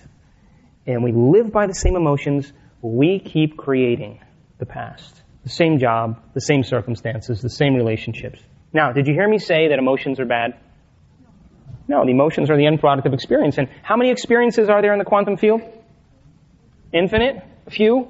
Would you agree with every new experience there should be a new feeling? Yes? And so we live in 2 states of mind. We either live in survival or we live in creation. And when we live in survival and we react to something in our external world, it is the chemical reaction that begins to activate a primitive nervous system that turns on a primitive part of the brain that produces chemicals to prepare us for an emergency situation. So, the gazelle is in the Serengeti, and, the lion is sunbathing, and all of a sudden, here goes a herd of gazelle walking by, and one of them is limping. And all of a sudden, the lion notices that something's out of sequence. Something's out of pattern. And the lion kind of looks up and says, that's lunch for my cubs. And the moment that lion looks at that gazelle, it turns on the fight or flight nervous system. It's ready. Energy is mobilized. The adrenal glands secrete all this chemistry. And the heart rate increases, vascular system changes, respiratory rate changes, pupils dilate, hair stands on the back of the end, and the lion becomes very single-minded and focused on that one gazelle, and it doesn't see anything else. Now the gazelle, who's just kind of strolling along, all of a sudden sees the lion seeing it. And it says, I'm in trouble here. Now the moment the gazelle perceives a threat in its environment, it turns on that same fight or flight nervous system. And in most organisms in nature, there's a better chance of survival in running. So the gazelle says, I gotta get out of here. And the moment those chemicals are released, listen to this. Those chemicals give the body a rush of adrenaline, like having a triple cappuccino. The brain turns on. The body gets a rush of energy. And the gazelle says, there's only 3 things that my awareness is locked into now. My body, I got to take care of it. The environment, where am I going to go? And I only got a certain amount of time to do it. So when we live in survival, our awareness is on the body, the environment, and time. Now, if the gazelle gets away from the lion, guess what happens? 15 minutes later, it goes back to grazing. Short-term stress. Okay. Every single organism in nature is designed for short-term stress. And living in stress is living in survival. Now, human beings, we're so smart. And it's not eat or be eaten with us. We have more complex stressors. And a stress is when the body is knocked out of normal homeostatic balance. The stress response is what the body does to return itself back to order. What makes human beings unique, remember we said, is that we can make thought more real than anything else, right? So do you know that we can begin to anticipate something happening in our life? We can begin to expect something to happen, and we can become so focused on it that the body begins to respond as if the event is happening ahead of the event. And when we do that, we're conditioning the body into a state of vigilance or a state of anxiety or a state of worry. And the body is responding because it's preparing itself for the event ahead of the event. And we do that all day long. And when we do that repeatedly, just by thought alone, we turn on the stress response just by thought alone. We keep knocking the body out of homeostasis because the body thinks it's having the stress. And the body never has time to recalibrate itself back to order or balance. And when we keep knocking the body out of balance and it can't return back to order, now we're headed for disease. Now we're headed for breakdown because it's those chemicals then that push the genetic buttons that begin to cause disease. And those chemicals are responsible for anger and aggression and hatred and judgment and fear and anxiety and vigilance and pain and suffering and depression. And it's those chemicals of stress that endorse the ego. And the ego becomes very selfish, self-involved, self-important, self-indulgent, self-centered. The Buddhists say self-cherishing. Why? Because the identity has all of its attention on the body, the environment, and time. And when we live by the laws of the body, the environment, and time, the only thing our awareness can be on is the things we own, our hair, what we look like, things we own. We have a car, what kind of car we have, what our body's doing. We're wrapped up in the flesh. And those chemicals literally endorse the ego for us to become selfish. And we respond in very predictable ways. Now, creation. Did you ever notice that when you're truly creating, when you're so involved with something that you literally forget about yourself? Did you ever notice you became so involved with what you were thinking about that you lost track of time and space? That you wanted the moment to last because it was too good? Because you were so involved with what you were thinking about? There was no body, there was no thing, there was no time. And the moment that that happens, which is our birthright, when we do that properly, all those chemical centers, the adrenal centers and all those lower endocrine centers, they shut off.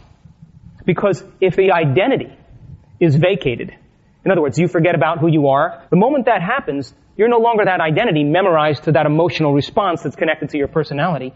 Those centers shut off, and guess what? That energy moves to a new place. And guess what happens?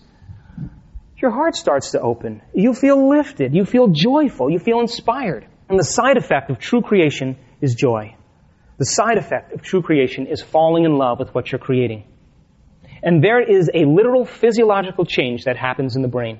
That this big part of the brain called the frontal lobe, what makes us so unique as human beings.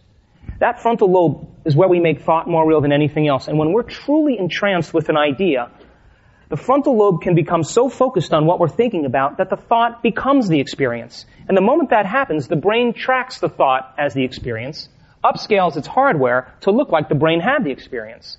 And the frontal lobe literally will cool off the sensory centers that are connected to the body. You won't feel your body any longer. It'll cool off like a great symphony leader, the motor cortex, so you become very still. You go into a trance. It cools off the association centers, so you forget about your identity and your connection to the environment. It cools off the emotional centers, so you're not feeling so revved up. And it literally cools off the circuits in the parietal lobe that process time and space.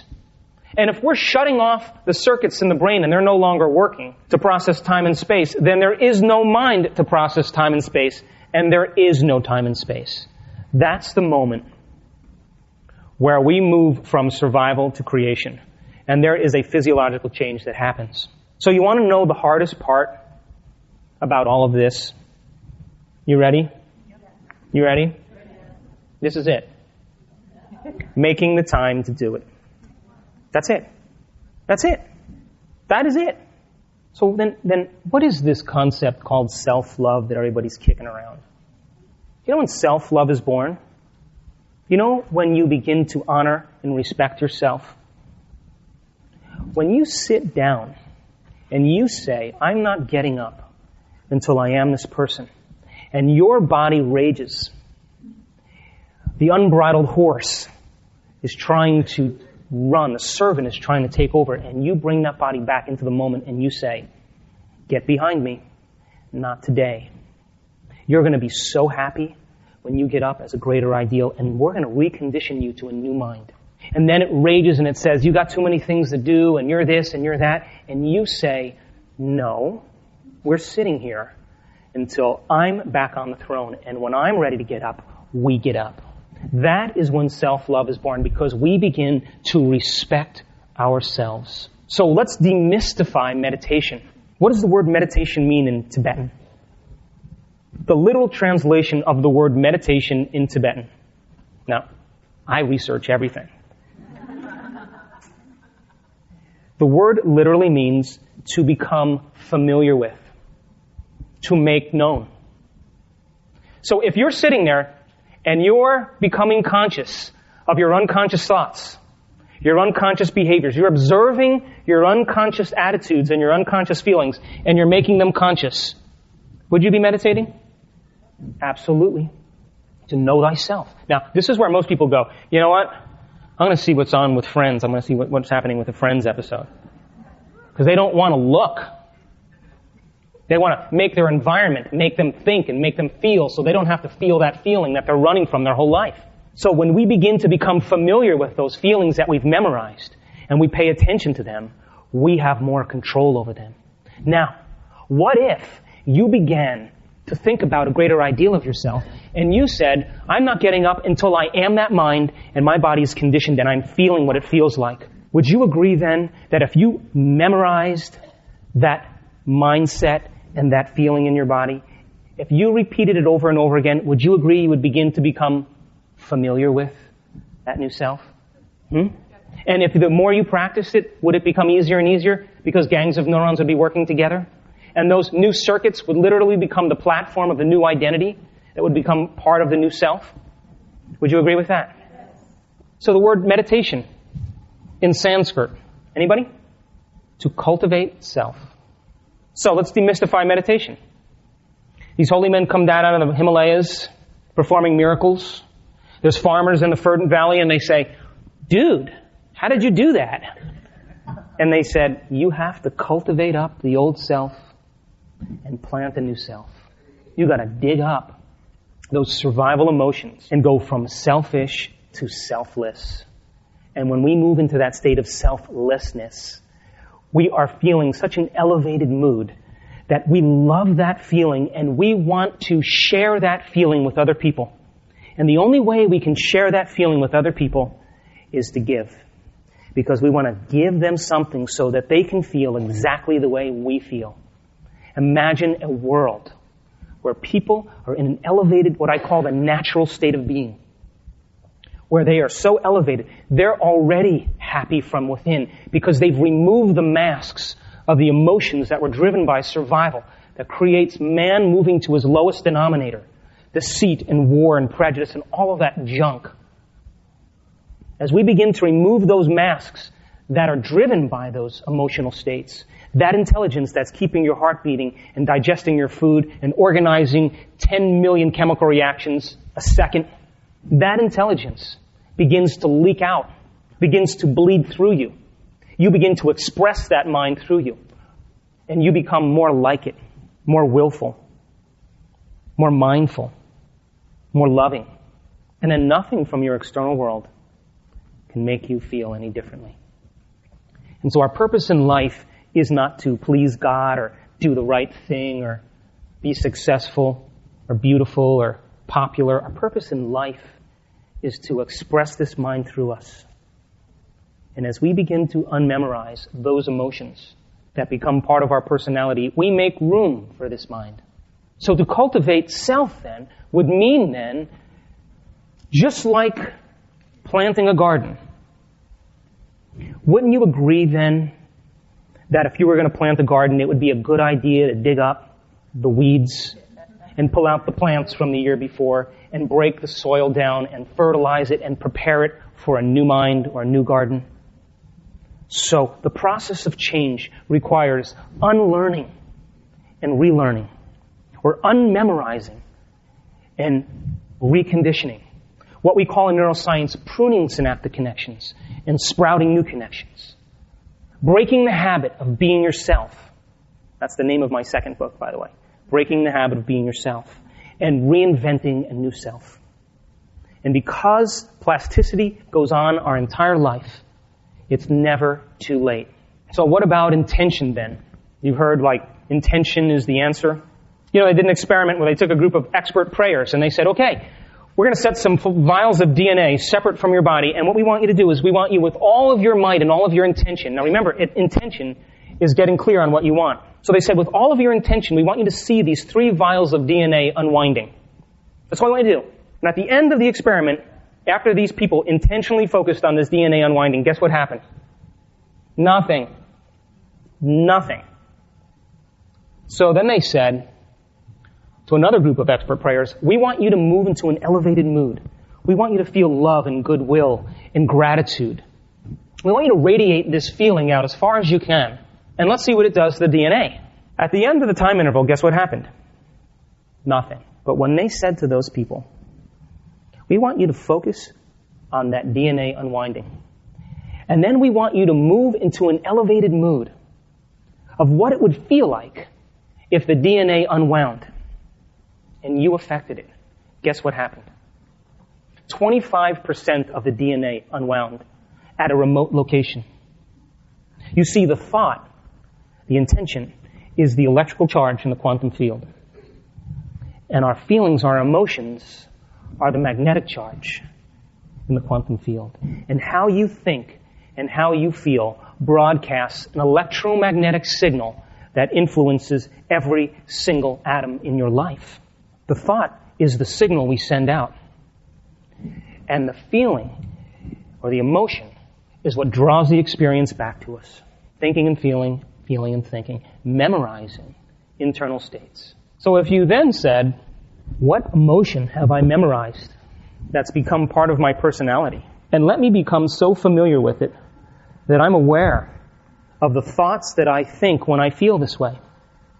Let me contemplate self and observe my behaviors when these survival chemicals are driving me. And what other feelings do I feel when I feel this way? Do you ever notice that when you're angry, you're frustrated? When you're frustrated, you hate. When you hate, you judge. When you judge, you're envious. When you're envious, you're jealous. When you're jealous, you're insecure. When you're insecure, you're competitive. When you're competitive, you rush. When you rush, you're anxious. Do you ever notice that?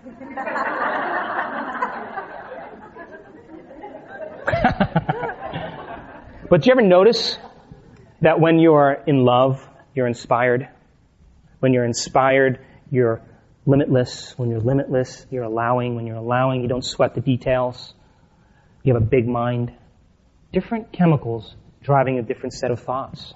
So then if you began to look or light a match in a dark place, this is what change looks like. Change is an uncomfortable process. My definition of genius is being uncomfortable and being okay with it. Because if I'm disrupting my chemical order and my body, which has memorized something about me, has become the mind, I already know it's going to be chaotic. And I'm probably the most happy guy when I'm learning and when I'm changing. Because if I'm not, I'm so bored with myself. It's the same thoughts all the time. So if you began to look and use the skill of what we call in neuroscience metacognition. Metacognition is observing oneself. And if we can observe oneself or ourselves, who is doing the observing? That's who we really are. That is the free-willed consciousness, the subjective mind, that gets to use the subjective intelligence to navigate a destiny. And as we observe those states of mind and body, we begin to objectify subjective mind. We become more godlike, more divine, more objective. So what's the hardest part of taking change into action? Making the time to do it? Remember thinking, doing, being? To get people to go from thinking to doing is like herding cats. Because everybody wants to stay in their intellectual realm. Knowledge without experience is called philosophy. And experience without knowledge is called ignorance. 3 brains to go from thinking to doing to being. When we can recondition the body to a new mind, when we can teach the body what the mind is intellectually understood, now we are being peace. We are being something other than just philosophers. All of this information this weekend is to inspire you to apply it to your life and actually take a gamble. We should never wait for science or mysticism or spirituality to give us permission to do the uncommon. When we do, we turn it into another religion. We should go out and do the uncommon, and we should be able to do it repeatedly. And if we can do it repeatedly, then we're talking about a scientific law. And then science comes and studies you and says, what in God's name are you doing? It's time to upscale our laws to reflect it. I was at the Mayo Clinic last year. I got invited to the Mind and Life conference with the Dalai Lama. Beautiful conference. The topic was the mind-body connection. So I thought, hell, I got invited to this. I love this. This is my thing, you know. So we're in a room about this big, and there's physicians and researchers, and there's people presenting, and you know, there's the Dalai Lama, talking neuroscience and talking biology and talking Buddhism, and the whole purpose of these conferences is the Dalai Lama basically says, Buddhism's been around for a long time, and it's a way of life, and if contemporary science can prove anything differently or wrong about Buddhism, I'll change Buddhism to reflect what science has to say. And by the way, there's nothing that they've been able to orchestrate. So there came a moment where you could ask questions, you can write them down. So I figured, hell, I'll write a question down, mix it up here a little bit, So I said, well, we all know that the chemicals of stress dysregulate or downregulate the genes that create disease. And stressful chemicals are connected to the emotions of anger and hatred and fear and anxiety and pain and suffering and depression. And 90%, according to the psychological model, of those emotions are negative. And so then I said, we also know that we can anticipate, we can expect an event to happen, and we can begin to focus on that event, and the body will begin to respond ahead of the event.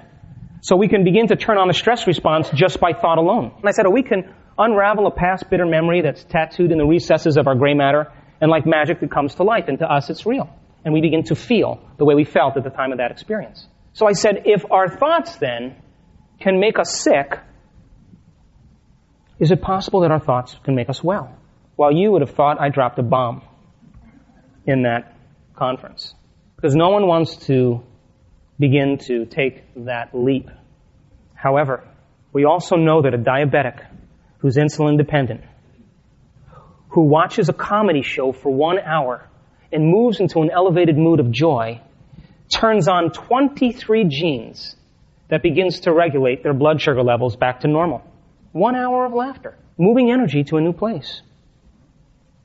And genes are not fixed things. They're as plastic as the brain. And genes are like on and off switches. And we keep certain genes turned on and other genes turned off by the redundancy of a chemical order of how we think and feel. And why is it then a person who's subjected to very, very stressful conditions in their life, their hair turns gray overnight? How do you explain that? That's genes at work, turning certain genes on and other genes off. So, if the end product of an experience is an emotion, and you sat down and you said, what is the greatest ideal of myself that I can be today? And you became so involved in that new creation of self that the thought became the experience, would you agree then you would begin to feel like that new ideal? Come on. Would you? In other words, if you were having the experience in your mind and the experience was real, you would begin to feel, because the end product of the experience is a feeling. You would begin to feel that feeling. And so then you would be creating a new electrical and magnetic signature that you would be emanating, that would be reorganizing the quantum field equal to your internal management. But if you woke up and you said, hell, I didn't just feel like it today, or, it didn't work. Who is that? That's the old personality that's connected to the old identity that's created the life that you presently have. I was in California a couple months ago. This lady came up to me and said, how come I'm not living in Santa Fe? And I said, because that person and that personality is not the personality of the person who's living in Santa Fe. That's the person living in Los Angeles. Can't create from the old self. The old self has organized the life that's equal to your consciousness. When we are that ideal, we create from that place a new personality. a new memorized self. Now, my daughter is 19 years old. She is the greatest creator I have ever seen. My children have grown up with these concepts from the time they were children. And they all work on something. And the deal is that I can't intervene in any way until the creation happens. So my daughter's done incredible things. I don't have the time to tell you, but just recently, she called me up. She goes to college in Colorado Springs. She called me up and she said, "Hey, Dad, listen, I want to work this summer." And I thought, yeah. But listen, I want to get a job where I'm stimulated intellectually. I want to travel. I don't want to wait tables and be a server or a hostess. I want to babysit. I want to do something really great. I want to learn. I want to be challenged beyond my limit. I want to see my friends in Europe, because she went to school there for a couple years. And then I want to have some time in Florence. And then I want to come home and I want to be on the ranch for the second half of the summer. Now, if you've known what my daughter has done already, I just said, okay, you know what to do. I said, but listen, when you start that rehearsal of that new self, you can't get up until you felt like you had the most incredible summer in Italy. You can't get up until you are that person. She said, no problem, Dad. So now, we always have to look for feedback in our life, in our reality, to let us know that we've made contact. That's what I do. When I say I'm sitting down to embark on this creation, greater mind, if I made contact with you, show me a sign. And bring it in a way that I could least expect, because if I can expect it, it's not new. And make it unpredictable. And rock my world so that I come to life, surprise me, so that I have no doubt that it's come from you, and that you and I now have a two-way relationship. I'm talking to you, and you're talking back by events that take place in my life. I want to know that you're real. So I said to my daughter, you need feedback here, so pay attention. So weeks go by, she calls me up and she says, okay, listen, there's this course in Italy. I think I'm taking it. It's $7,000. And I can use my wild card credits from you get one wild card set of credits from 4 years, and I'll use that, and that'll knock it down to 4,000. But then I got to get plane fare, and she's doing all. I said, Gigi, we call her Gigi. I said, Gigi, that's not it. Go back and refocus. And I said, listen, if you're wanting to go to Italy, you have to begin to live it and rehearse it and plan what you're going to do and change your brain, mind, and body. And you have to get into it so that you are that person in Italy. So I'm pulling out of my office a couple weeks ago, and when my daughter calls me and she has these manifestations, I can't tell if she's laughing or she's crying. Call me back right away. So I'm like, oh, geez, I hope this is good. So she says, and she always starts off the same way. She says, Dad, you're not going to believe this. And I always say, impress me. She said, okay, so I did exactly what you said. I was doing it every single day. And I had this art history class. And I started thinking in Italian. I started talking in Italian. And the art history teacher speaks Italian. So then he said to me, hey, listen, there's an Italian instructor here who's looking for someone to teach Italian for 8 weeks in Italy, level 1 to Americans, to United States citizens. They're going to travel through 6 different cities in 8 weeks. They're going to end the last week in Florence. You're going to have a week off. You'll be my personal assistant. Everything's paid for, and it's a job. And I said, that's more like it. And of course, she would be home on July 17th. Have a whole month and a half to be home on the ranch. So, did she try to figure out where that came from? Or did she just lived as if her prayers were already answered? And left the details up to a mind that can orchestrate the events in a way that is just right for you. So if we analyze it, gentlemen, if we analyze it with our analytical brain, we are in the way. But if we trust, rejoicing in our prayers means then we've accepted that it's already happened. And when we give thanks for those experiences ahead of the experience, if we are in a state of gratitude in creating and giving thanks for things we haven't even experienced yet, but exist as potentials, wouldn't you say then the emotional signature of gratitude is the event has already happened? Come on, gentlemen. Give me a nod. Yes? The female brain already can resonate with an experience ahead of the experience and the emotion that's connected to it. Genetically, women took care of the young and the old, and so when they made a decision, they always considered the whole. They always examined all the possibilities simultaneously and then picked the experience that would be best for everybody and then got in touch with what that would feel like for everybody. And because they're able to do that, that's why there's 10 times the amount of women in this audience than men, because they already know it. And men have to go through the methodical step by step by step. And what about this? And what about that? So ladies, you're closer to God.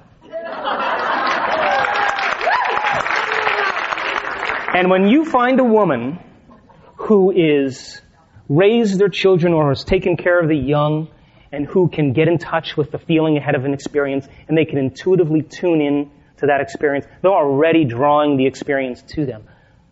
When you find a woman who's done that and now gets clear on what she wants because she's taken care of everybody and it's time for her, watch out. That is the most powerful force in the universe. And when you find a man who is very clear and intentional, but begins to open his heart and trusts in an experience without physical evidence and not needing his senses, you found a rich man. So, can you give thanks for the things that you haven't experienced yet, but exists as potentials in the quantum field? That's a risk, isn't it? Because you may look foolhardy or insane until you do something miraculous and then you're a saint. Going against convention is a sign of the times right now. We choose ourselves, ladies and gentlemen. We choose ourselves. Nobody chooses us. So I think that the greatest gift you can give anybody is the gift of attention. I want to thank you for your attention today. To watch another amazing Dr. Joe Dispenza video, check it out right there next to me. I think you'll love it. Continue to believe. I'll see you there. And the Nobel Prize laureate Kandel in the year 2000 found that when people learn just one bit of information and focus their concentration just for 1 hour, they doubled the number of connections in their brain.